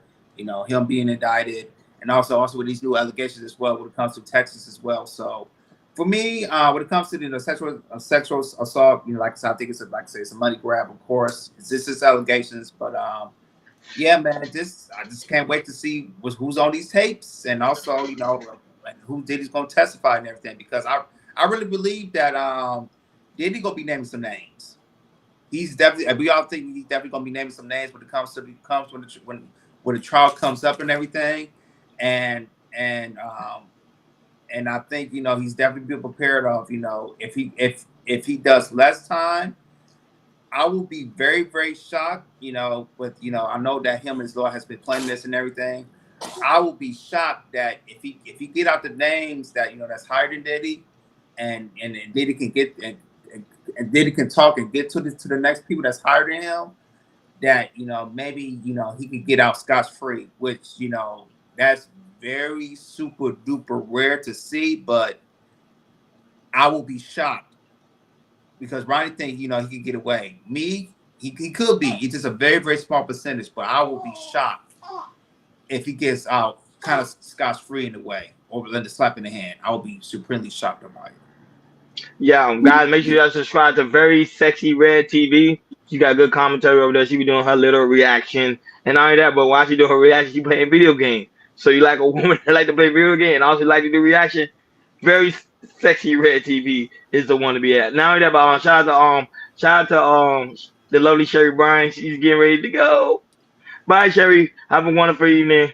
We love you too. Make sure you enjoy yourself. It is Tuesday evening. Enjoy yourself. But Diddy ain't snitching on nobody. But if you do snitch on somebody, I still won't be surprised. But like I was saying, I don't see Diddy like giving up. I don't see him now. All right, Kelly don't have the resources anymore for him to continue to fight to try to get out. That's why he trying, but he don't have the resources. But Diddy, on the other hand, has a lot of resources, and I think he's going to continue to fight. I promise you guys on that. Once I tell you, this is going to be a long case. It's not going to be like a slam dunk. Oh, Diddy doing it. It's going to be a long case that's probably going to last probably till a year or two. Because I don't see him pleading. Love you too, Sexy Red TV. I appreciate the love. We love you back, Sexy Red. Thank you for tuning in. Love you, baby. We appreciate you. Love you too, Bobby Bryan as well. No, Shiesty, I would snitch. I snitch on everybody. I ain't doing time for nobody. I snitch on everybody. I would snitch on everybody. But Diddy, on the other hand, I don't know. They might be like, yo, Diddy, we see some people on this tape. I don't know. But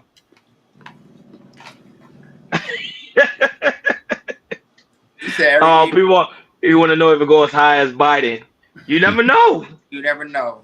I want to say as high as Biden. You know, I don't know what maybe I don't know. Maybe go as high as Obama and everything. Like I said, because like I said, there been some politicians at his party too. So like I said, we don't know. Because remember, because you gotta understand, it's 100. You say now it's 120 victims. He's gonna if you do the math, he's gonna be in prison for 100 years. His spirit will still be in prison. So that's what I'm saying. Like I don't know. If they show him like, hey, Diddy, this is what you feel to look at 100 years in prison. I don't know. P. Diddy's ego won't let him. I don't know. I see his ego. He's an egotistical man. He's not gonna do that. Y'all saw him on Making the Band. That's him for real. Yeah, but man, but his kids, man, I feel sorry for his kids, yo. I hate to see his kids going through this. This is something that as a parent, to see your kids, see you going through what you're going through, yo. I know, Diddy his heart is broken, and I know the kids seen their dad going through this. I know their heart's broken as well. So I feel sad for the kids. And don't let Trump get and don't let Trump get in office. Cause like Dialogue said, they good friend. Trump will pardon him, and then P Diddy's out free. That's all I'm trying to tell you. Take that. Cause all Trump gotta do is pardon him. Diddy's out free. I'm telling y'all, do the math. Do the math. Don't let Trump get in office, cause them two are really cool. They were like, yo, Trump, you got me. Don't worry, I got you. So they can make you scot free, because the president got the power to pardon people. So that's gonna be now, Jordan. What you gonna say after that? Trump get in office and yo, set him free. Take that.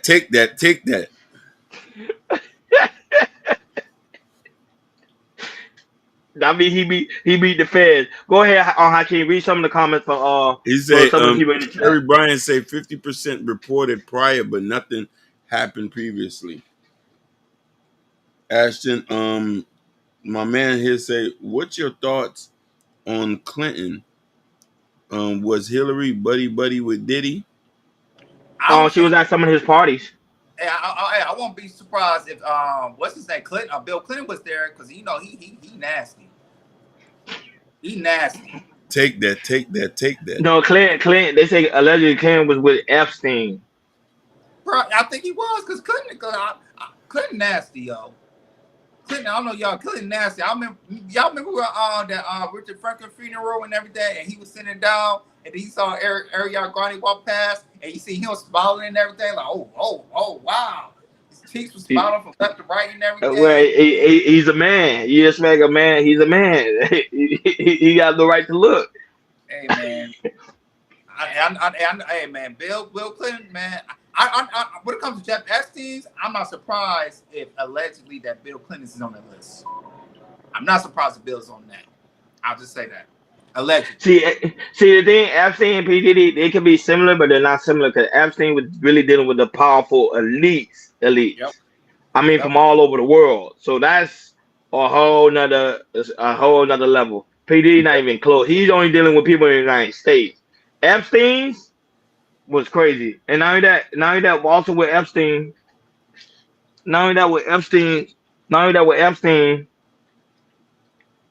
they say he was dealing with more younger women that was 16 years old. So that will put him in the hole.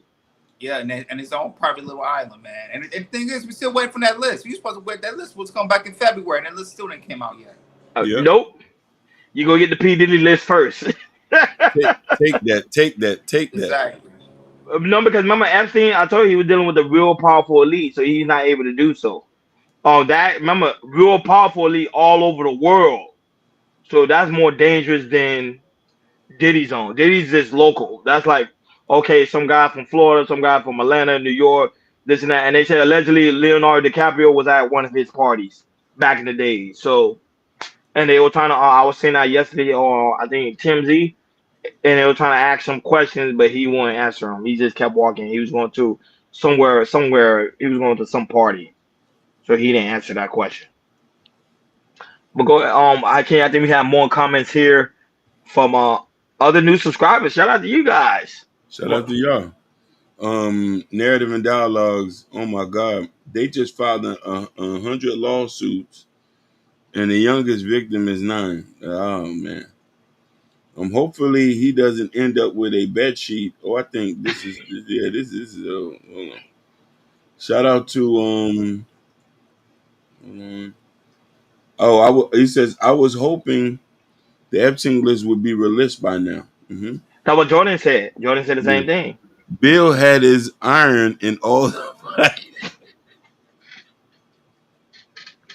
Not Bill. Yeah, he said absolutely agree. Narrative and Dialogue says you can call up some of your friends and they can get with my friends and we can do this every weekend.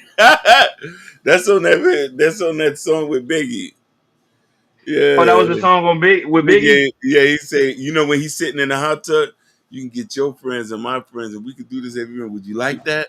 Yeah. Oh, Prince William was at the P Diddy white Yeah, yeah. all white party with Leonardo DiCaprio. Yeah, I think that was the one in Miami. I believe so. Yep. I think he left. You already know London. He went straight to the P Diddy all white. That's what I'm trying to tell you, Hakeem. He had a lot of powerful people there. Not as powerful as Epstein, but it was close to it. So all of that is going to be real. But remember, they say certain part of Diddy's home was there was parties, but then the other side, that's when the freak off will normally take place. Allegedly, that's what they were saying, that it's different parts of his home. That's how it was. So because his home was set up in a certain way. I think and they also say his Miami home had an underground tunnel.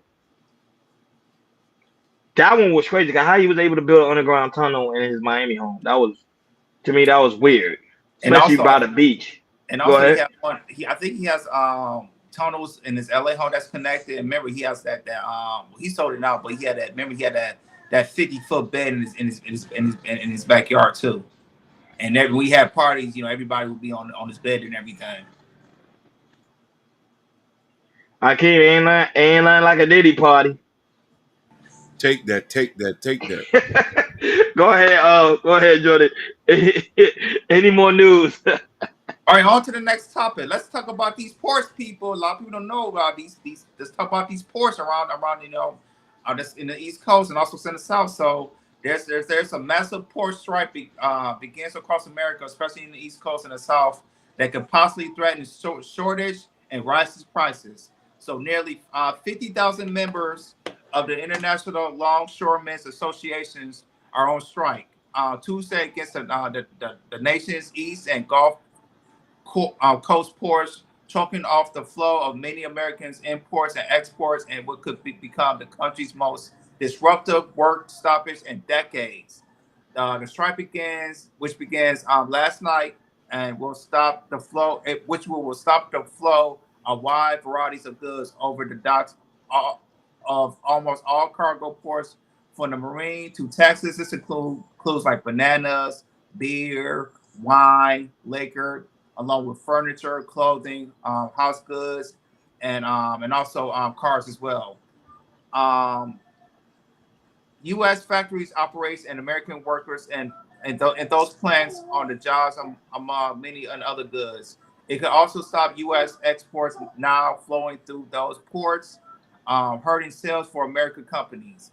A wide gap remains between the union demands and the contracts offers from the United States Maritime Alliance, which uses USMX.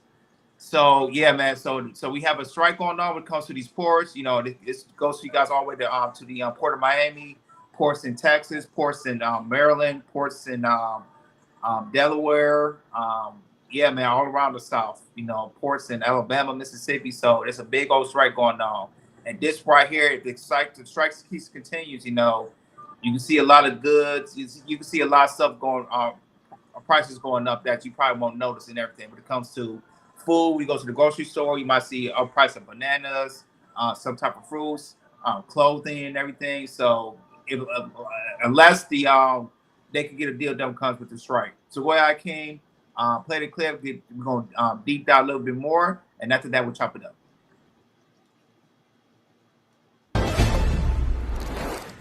Dock workers are now on strike at ports from the East Coast to the Gulf of Mexico. Frank Holland joins us right now. He's got the latest on this. He is right there on the picket lines. And Frank, what's happening?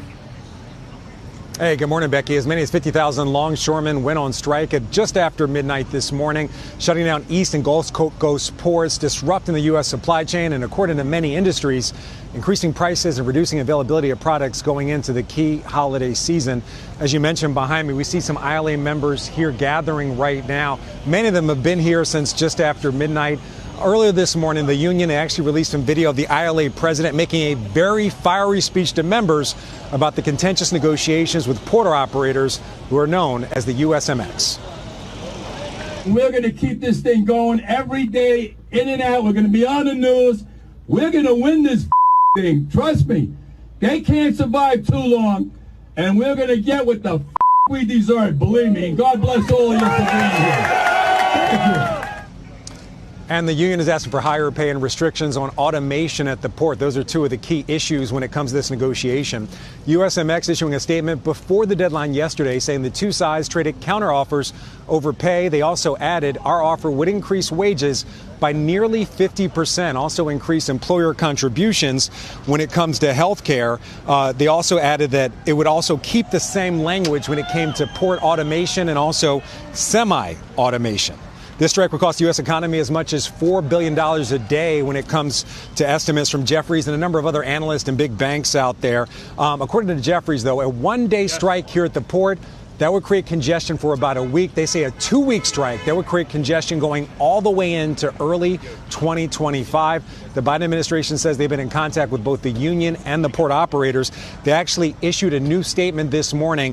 They said in part, President Biden and Vice President Harris are closely monitoring the strike at the East Coast and Gulf Coast ports. The president has directed his team to convey his message directly to both sides that they need to be at the table and negotiating in good faith, fairly and quickly. However, the Biden administration has maintained they would not use the Taft-Hartley Act to keep the ports open and also force both sides to keep negotiating.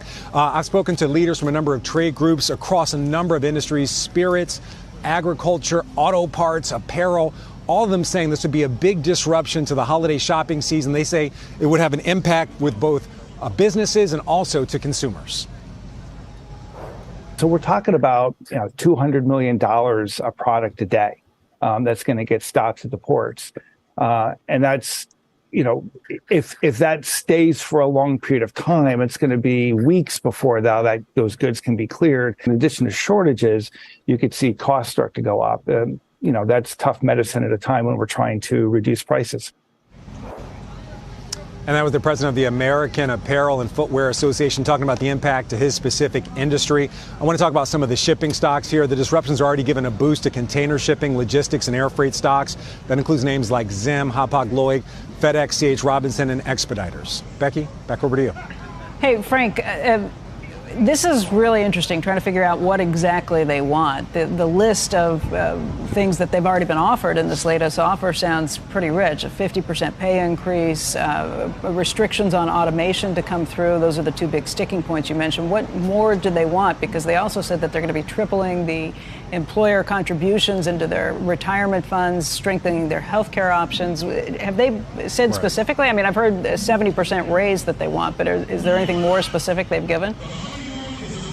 Becky, I've heard that same number as well. It has not been officially confirmed by the union. I've reached out to them to try to confirm that. It sounds like pay really is the issue here.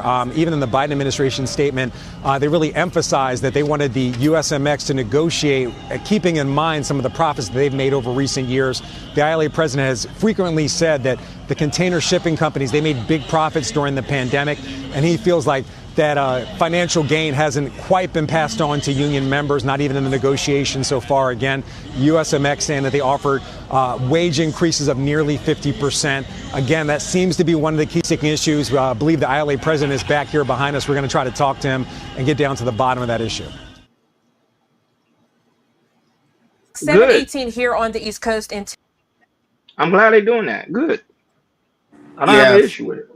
Yeah, me either. So yeah, man, this is big news when it comes to stuff that we get when it comes to cargo we get from other countries and everything. Like this is a big thing when it comes to the economy, and when it comes to all the goods that we receive from other countries as well, or shipping it to another city, which is very important. So go ahead, Keem, man, tell people how how ports are important when it comes to our economy and everything. Very, very important. This is how we get a lot of the things that we buy. And this is where they start calculating the prices, depending on where it came from, how tough it is. That's the basic economics. But I am going to tell you something that a lot of people might not like. I want automation to come. Like they're protesting for what? They're going to lose. You cannot stop technology. Technology is going to come and replace jobs. The thing that a lot of people fail to understand, like It's the same way where we used to dig the holes. Now we got things to dig the holes for us. You're going to have to evolve. So if automation doesn't come, that means that we're going to pay them a higher price where we're going to feel the price of products and goods. People got to study is basic economics. You pay workers to do these things. And if you go back and see the amount of accidents that happens on the port and the lives that are get lost every day, you need automation. If you want that new jacket you got to be lower than what it is, automation. The only reason why Teslas are so inexpensive now because he started making them with robots. The Model 3 is about 15,000 right now. Yeah, the depreciation hits, but once as soon as you're going to get this, things are going to be cheaper. Yes, you're not going to have a job, but you're going to have to learn to evolve in that. If you want to work on a port now, learn how to work the machines that drop and fix the thing, and they're going to do a better job. I understand everybody deserves a good wage and stuff like this, but life can't stand still. We can't stay with these archaic ways of things we're doing. What been going on since the 1970s can't be doing in the 2000s. We'll be stuck in the past. I remember my friend in high school. He went to become a longshoreman because that's a premier job here in the States. Baltimore, Houston, Miami, New Jersey. These were the ports, and people come, cars get stolen, shipped to different places. You know what I mean? Goods come in, you know what I mean? Like a lot of y'all don't know, a lot of y'all goods are made overseas. They're not even made here. So Correct. you know what I mean? Uber Eats is in San Francisco, has replaced drivers with robots 100%. And I'm all for it. I'm all about evolution. And But what then? What about the major people? What about the major people that are trying to get jobs in? With that, how can the people survive? you're gonna By have eating to robots? no. Learn how to build the robots. Learn how to fix them. We have to evolve. We have to evolve. We have to listen. There's a thing, Churchill. When World War I or II came, Churchill had signed a declaration where he wanted to switch from coal to oil on their battleships. The people was against it. They said we're gonna lose jobs. All the coal shipper, these are the guys that were now. But when they switched to oil, they was a lot faster, quicker to shoot down things. We can't stop this. They're gonna do this, and they're going to do this. Listen, when they had the and I'm gonna land this with this. When they had the strikes, and look at the trucking industry. Autonomous trucks are coming. They got robots. Jordan can speak on this. They got robot places flipping burgers. They got robots coming. It's already in California. Yeah. We can't stop this. I know it's here. I know it's here. But my thing is, I'm talking about because remember at the end of the day, it's the people. Robots not people. Those are machines. And then what happened? The machine goes against the people. Then what? Because we're not the one building the machine. You get what I'm saying? So You're I'm right. good for automation. Automation, of course, we living in a technology world. Technology changing the world. We moving things. Look, we doing podcasting right now on technology. I'm not saying technology is bad, but at the same time, you still need human beings to operate certain things. Because if the machine get manufactured, something goes wrong. Because not too long ago, it was recent. They say Verizon right now had a technical issue with the phone network. Mm-hmm. So it stops time going. How can people get home? Because some people don't even know their direction to home without using a GPS system, which is bad though. That is bad. Like you need a GPS system to find your way home. So that's the world we're living in on High King. So yeah, evolution is good. I agree with you. But at the same time, we still dealing with a human race. We're not doing a human. We're not dealing with a robot race here. That's a man-made stuff. Look what narrative and dialogue just say. He says, hold on. He says the new Tesla trucks are now police in San Francisco. Yeah, I saw that trending. I saw that recently. And he talking about the cyber trucks, right? Yeah, I saw it. I want to say this, Hakeem. But then, like, look, then now people ain't gonna be in the police force. Then you still have people left over. What about the people that left over? How can we survive? Because homelessness now, I don't think you know it. Homelessness right now is being controlled to the point that they don't want people on the streets anymore. They're doing that in Florida. 100%. 100%. And listen, we need better laws to fix those. But go ahead, Jordan. I want to say this too, and I learned this too. I talked about with somebody. Me and my wife was talking about this too. This was like months ago. We was going out to eat and everything. And when it comes to AI technology and everything, um, uh, you might see more technology over here in California than you might see in Florida or Texas or somewhere in the Midwest and everything.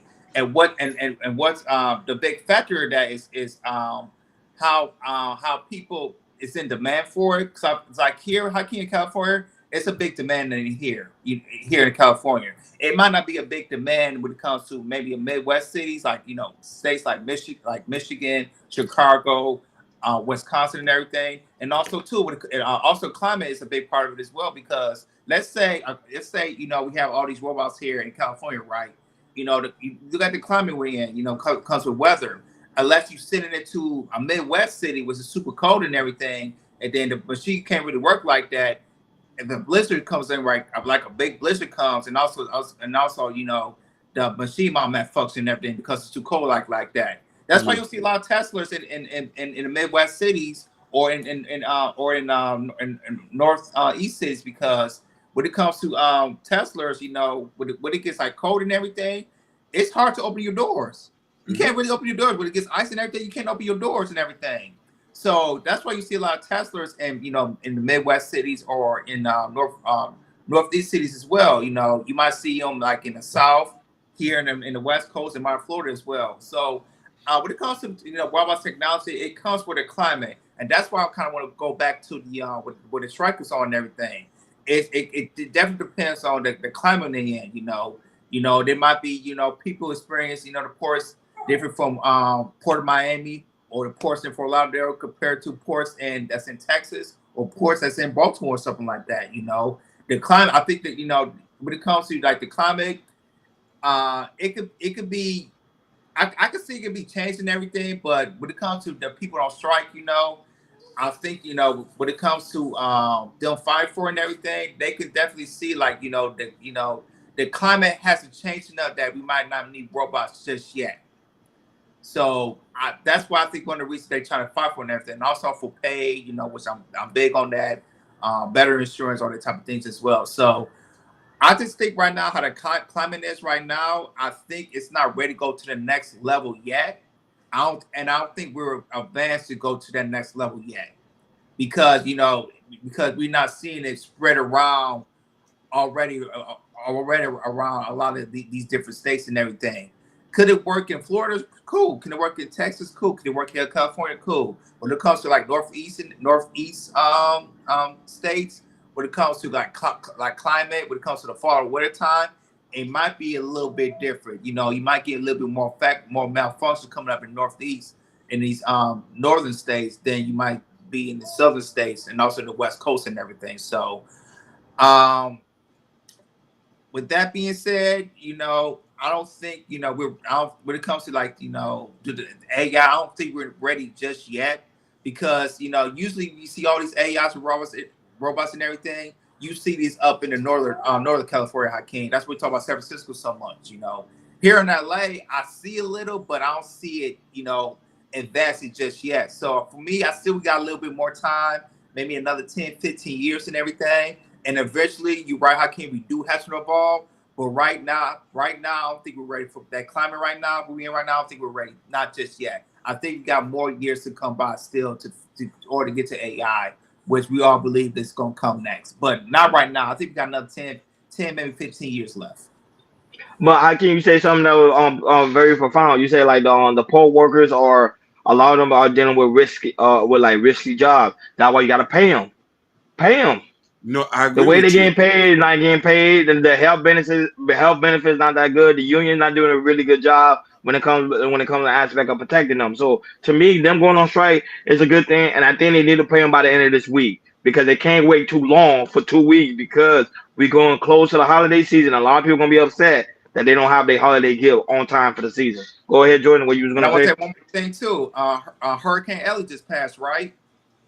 Yes, it did. That definitely impacts supports and everything. So when it comes to natural disasters and everything, you want to make sure you're nice and good. When it comes to PTO, health insurance, all that type of things, if a natural disaster hits, if they want something better with a natural disaster hits, because they could bring that hurricane that just passed Florida, the Carolinas, and everything, because hurricane can pass through all these ports that's in Texas, Florida, and all these northeast coasts as well. So when it comes to natural disaster, what are you going to do to compensate stuff for that if we can't work for like a week or so? Because what we had a Category 4 or 5 hurricane that messed up everything, and we can't work for 2 or 3 weeks, or sometimes even a month from now.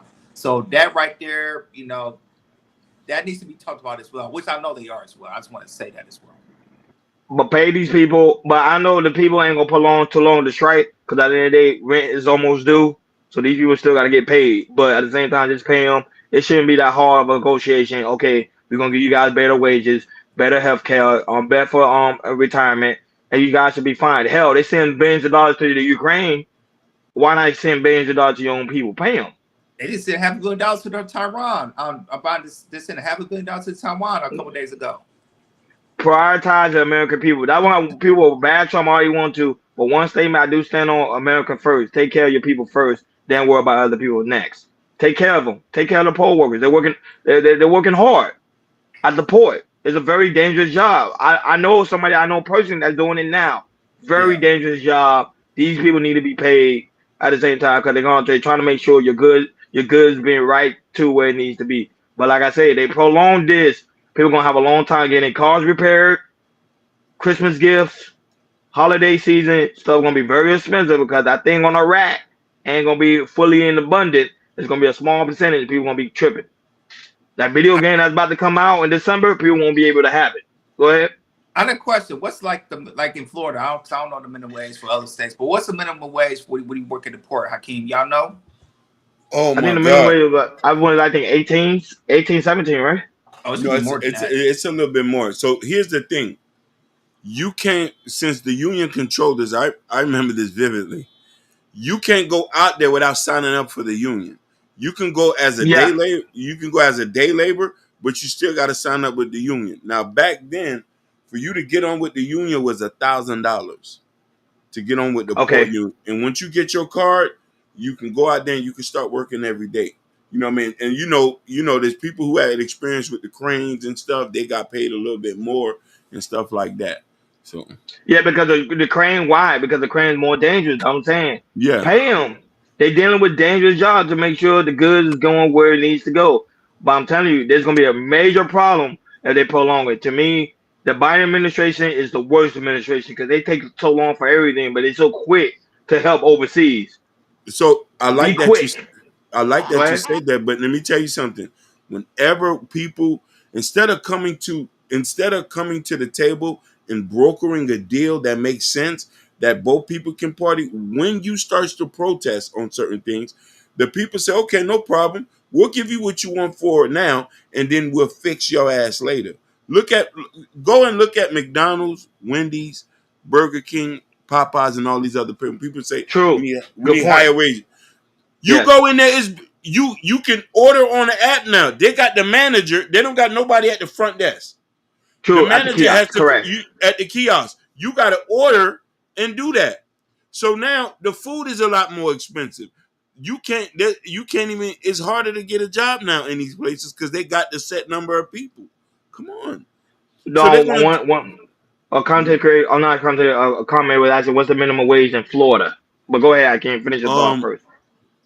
Then you can Hey answer that. Google, what's the minimum wage in Florida? I think it's 12, right? But I found these results on search. $13. It's close. Yeah, to close, it's $13, and in some places it's like 15. So how can you make a point then? Because McDonald's if they rise the minimum wage up. Look, now it's hard for McDonald's now. Listen, because I think the quarter pounder is like what, $13? Oh my God! Listen, I went and got a fish at Wendy's. It was $11. Was it a I went combo and got a or fish. just a sandwich? Why you Was don't it the get, why you combo don't or get the that? sandwich? The combo. Why you don't get the value meal? You know, they say McDonald's is extending the value meal. No, I wanted the Pollock. I wanted the Pollock fish with the tartar sauce. It was $11. Back in the days, it was $5 for everything, bro. Let's get this shit back cheaper. I want the robots to come. Listen, robots. AI. Because let me I'm tell sick you of something. Hakeem. Hakeem, you We one ain't of the ready people that for it gonna yet, destroy the Hakeem. world. I'm ready. Hakeem, We ain't ready for it Hakeem yet. ain't ready for it. Hakeem Listen, ain't ready for it. He just I've been talking. He Right. ain't listen. ready for that. I've been on Coursera studying AI stuff. I don't care what them niggas is talking about. I'm trying to evolve. AI, robots, take over. Listen, my next car I'm gonna go get is an electric car. It's time to evolve. We Wait, can't be. when McDonald's ice cream comes like $4. Yeah, man. And listen, he's in California. It's getting expensive. Yo, you can Yeah, he in listen. San Fran. Yeah. And listen, the cones are getting smaller now. Smaller now. Come on, man. He said a I $5 know panel. $5. Come on, man. Nobody do got the $5 meal. But anyhow, I'm telling you, Hakeem, the issue is they keep sending money overseas. Keep the No, money here. Let the money circulate. I'm telling you, that's going you're right. one of the ways that's gonna fix the problem. Yeah. I'm not gonna say that's the majority that's gonna fix the problem. That's one of the ways. You send billions of dollars in Ukraine, saying that you leave that billions of dollars here, help the people out here. Help your I agree American with people you. out. I agree with you. But I want to say, but here's the funny thing is this is where I gotta blame Americans at. And narrative and dialogues can speak on this. I lived in Massachusetts, and I want to say something, and this was very astounding to me. When you are at places where there's so much money flowing, there's programs around so you can do this. I remember this one day, Mm-hmm. it was me talking to a homeless guy, and he said, "Man, I'm trying to get something going." But behind us was a building where they say, "Come get free training to become a solar installer." And I said, "Yo, man, look at this." He said, "I ain't trying to do that shit." I say, "This is a $60,000-$70,000 job a day." He said, "I ain't trying to install no solar." That's what the guy told me. So imagine They you had the got benefits on there too. I know they had the yeah, benefits. Oh, it come was on, free training. Yeah, come he should on, have took the man. training. That's free See, money. that's different. It was free. I would have took the training. It's free Yeah, me training. too. You That's free you money. you know what I'm saying? So look, every city we go to, even places like San Francisco and Seattle, where there's so much tech, they offering free training to people. Say, "Hey, come learn to be a data analyst. Come learn to be a web developer." These are the new truck drivers and ditch diggers. Mm, You get your A+ certification. This is where we're heading to. We don't need to physically work with our hands anymore. We have to work with this now, and this is what people are not understanding. You I got to agree. learn to evolve. If not, you're going to be poor for the rest of your life. I agree. No, I do agree with that. I do agree with that. I do agree on development and all, not only that, what also development with the new technology. But my issue is because right now in this current moment, you do have the workers right now are not working Yeah. because they're not getting a good paid service. They're not getting a good paid wages. So that's hurting the economy. Let them keep protesting. They're gonna get replaced with AI. Don't y'all get calls with the AI voices handling y'all Yeah. business? Don't y'all text now? So, yeah, I can't remember the last time I actually had to speak to somebody unless it Yeah, was for everything through the something. phone. Yeah, yeah, me It, too. you It's do the rare. It's rare. Yeah, it's you rare be on the now. phone for an hour, and you be on the phone for hours, and you talking to someone overseas, not Yeah, even someone in America.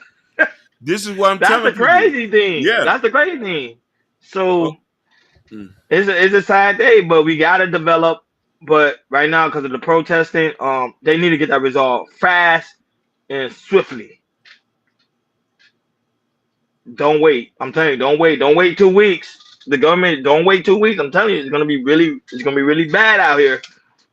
It's gonna be really, really bad. But let's see how the Biden administration do. And remember, they want another debate. If Trump was able to do that debate, he could use that against them and say, "Look, you see, they're not taking care of, they're not taking care of the people." That's a good trademark for him. Look, they're not taking care of the people, and people be like, "You right."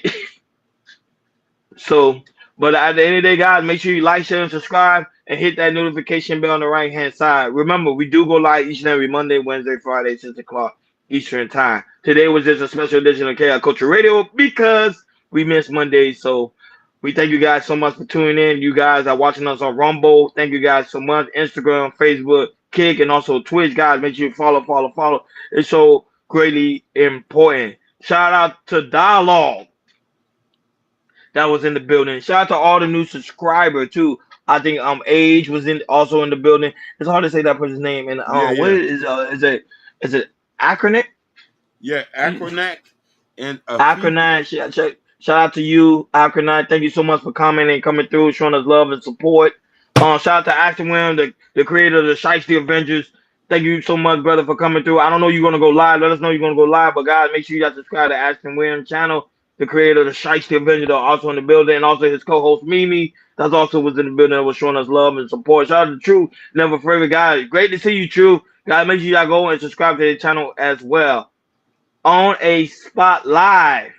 Shout out to her, guys. Make sure you also go and subscribe to her channel as well. We will do exclusive. We actually have an exclusive interview with her coming up, so guys, be on the lookout for that. We're gonna talk about the housing market, real estate, and also we're gonna dive into all like or Dorian always do, dive in with certain topics. So guys, be on the lookout for that. We will have her on the show, so be on the lookout. So guys, make sure it's so very important. Make sure you have your notification on so you won't miss that live when we go live with her. Shout out to her because she also is a dope content creator. Shout out to Sherry Bryan, the lovely Bobby Bryan that also was in the building. Sexy Red TV, guys, make sure you go and subscribe to her channel as well. She play video games, also do commentary herself. Shiesty Bomb, thank you so much, sweetheart, for coming through in the building. Why High?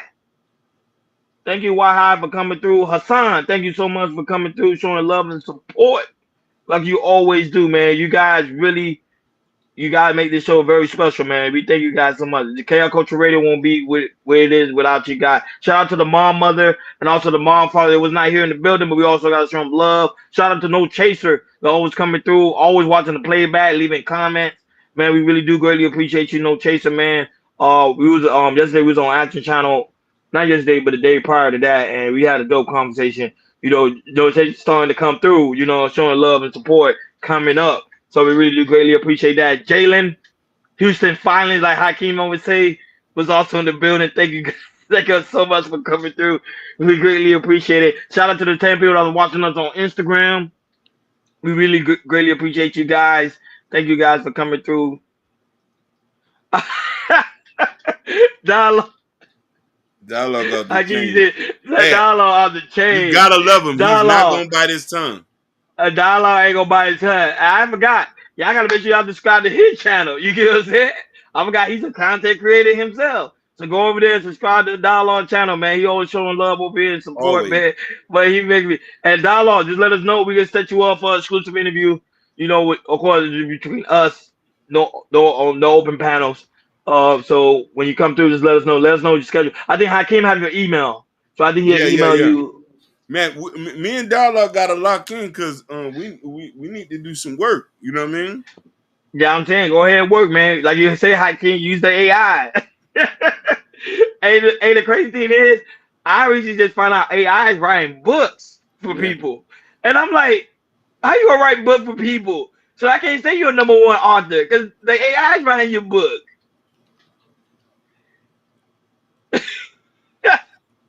So Hakeem, are you still an author if the AI is writing your book? Yeah, you still an author. This is why you see how long it's taking me to write it. So it's like, you know what I'm saying? Like AI would have been finished this in a week. You know what I'm saying? That's not good. It takes the creativity of a person's mind. Yeah. To me, that's the only thing with the AI. It's taking away the creativity of people's minds. That's the only thing because we are made to be a small version of God on this earth. So you take away that power, then what are we then? No, like robots. No, we evolving. If we're creating AI, we're evolving. AI just going to make life more comfortable for us, where we can now focus on more creativity instead of building stuff. Listen, it's now easier now to build houses now than it ever was before, and it's going to get even more easier. I love this. It's a fun time to be alive. It is. Right now, it's so much a fun time to be alive, and it's a great time to make a lot of money. There's money everywhere to be made. I tell people there's money everywhere to be made if you're very smart with it. And now that, shout out to Jesse Meow. It was his birthday, I think, yesterday, even though his Seahawks lost. That was not good. It was his birthday yesterday, his Seahawks lost. But shout out to Jesse Meow. Happy birthday, my brother. Enjoy yourself. You and your lovely child. Love your wife and your child. Y'all make sure y'all have fun. Ironically, me and Just Hit Me Out are the same age. You lying? We're the same age. He just turned 43. I'm 40. Shout out to Just Hit Me Out, man. She said I'm tuning in. I'm tuning in from the Blackfeet Nation, Montana. What is it? Shout out to the American Indians in the building. I like that. Really? That's American Indian? He's an American Indian, real American Indian, native to this land. We all are visitors here. Blackfoot Nation, Montana. Aranac is my name, which is our native selected language, and meet the stars. Amen, my friends. Thank you for coming. Lord Jesus. Listen. Wow, we got a real American Indian in the building. Shout out. Aranac, I'm going to tell you this, and please listen to me when I tell you this. We are living the East Coast. We've never met a real American Indian. We read yeah. We read y'all, and I hope you tell your people in Montana. A lot of us here who are born here, we know naturally American Indians are the true owners of the United States, are the true benefactors here, but we've never physically met one in person or never seen. But we know logistically y'all stay in these places. But listen, much love, baby. I'm listening, brothers. That's what's up, man. I ain't gonna lie, that's what's up. Yeah. I ain't gonna lie, I'm shocked. Oh, listen, PhD not even here. Wow, Alaska. Alaska's also in the building. He said between the Russian and the Middle Sea. Shout out to you, Efren. Hey. Wow, we got Chaos Culture Radio all over the world, big dog. Okay. Y'all make sure y'all go to Chaos Culture Radio in the description where you can see the Chaos Culture Radio gear, the Chaos Culture Radio hat, what Jordan got on, the Chaos Culture Radio coffee mug. Guys, come over here and support the platform. Become members. Become members so we can create more and more emojis. We really do greatly appreciate you guys for always coming through and showing love and support. Go ahead, Hakeem. Shout out to my native brothers in Montana. My native. Yeah, listen, let's be politically correct. My native brothers. They are the real homeland owners of America. The Black Indian Reservation, they right borders the Canada. Yeah. Right. Wow, that's crazy. That's crazy. Thank you for coming through and showing us love and support. We really do greatly appreciate that. Not only that, guys, make sure you go to Chaos Culture Radio Community tab. In the community tab where you can find Prince Hakeem book, Black Love, original out there without the AI. Without the AI help, he wrote it himself. So shout out to him. We really do greatly appreciate it. Ashton, if you go live, I'm gonna send the people over to you. So guys, make sure you make your way to Ashton Williams. Normally you go live at 8:30 Eastern Time, 7:30 Central Time. Thank you for tuning in to Chaos Culture Radio. We'll be live tomorrow, 6 o'clock. See you guys there.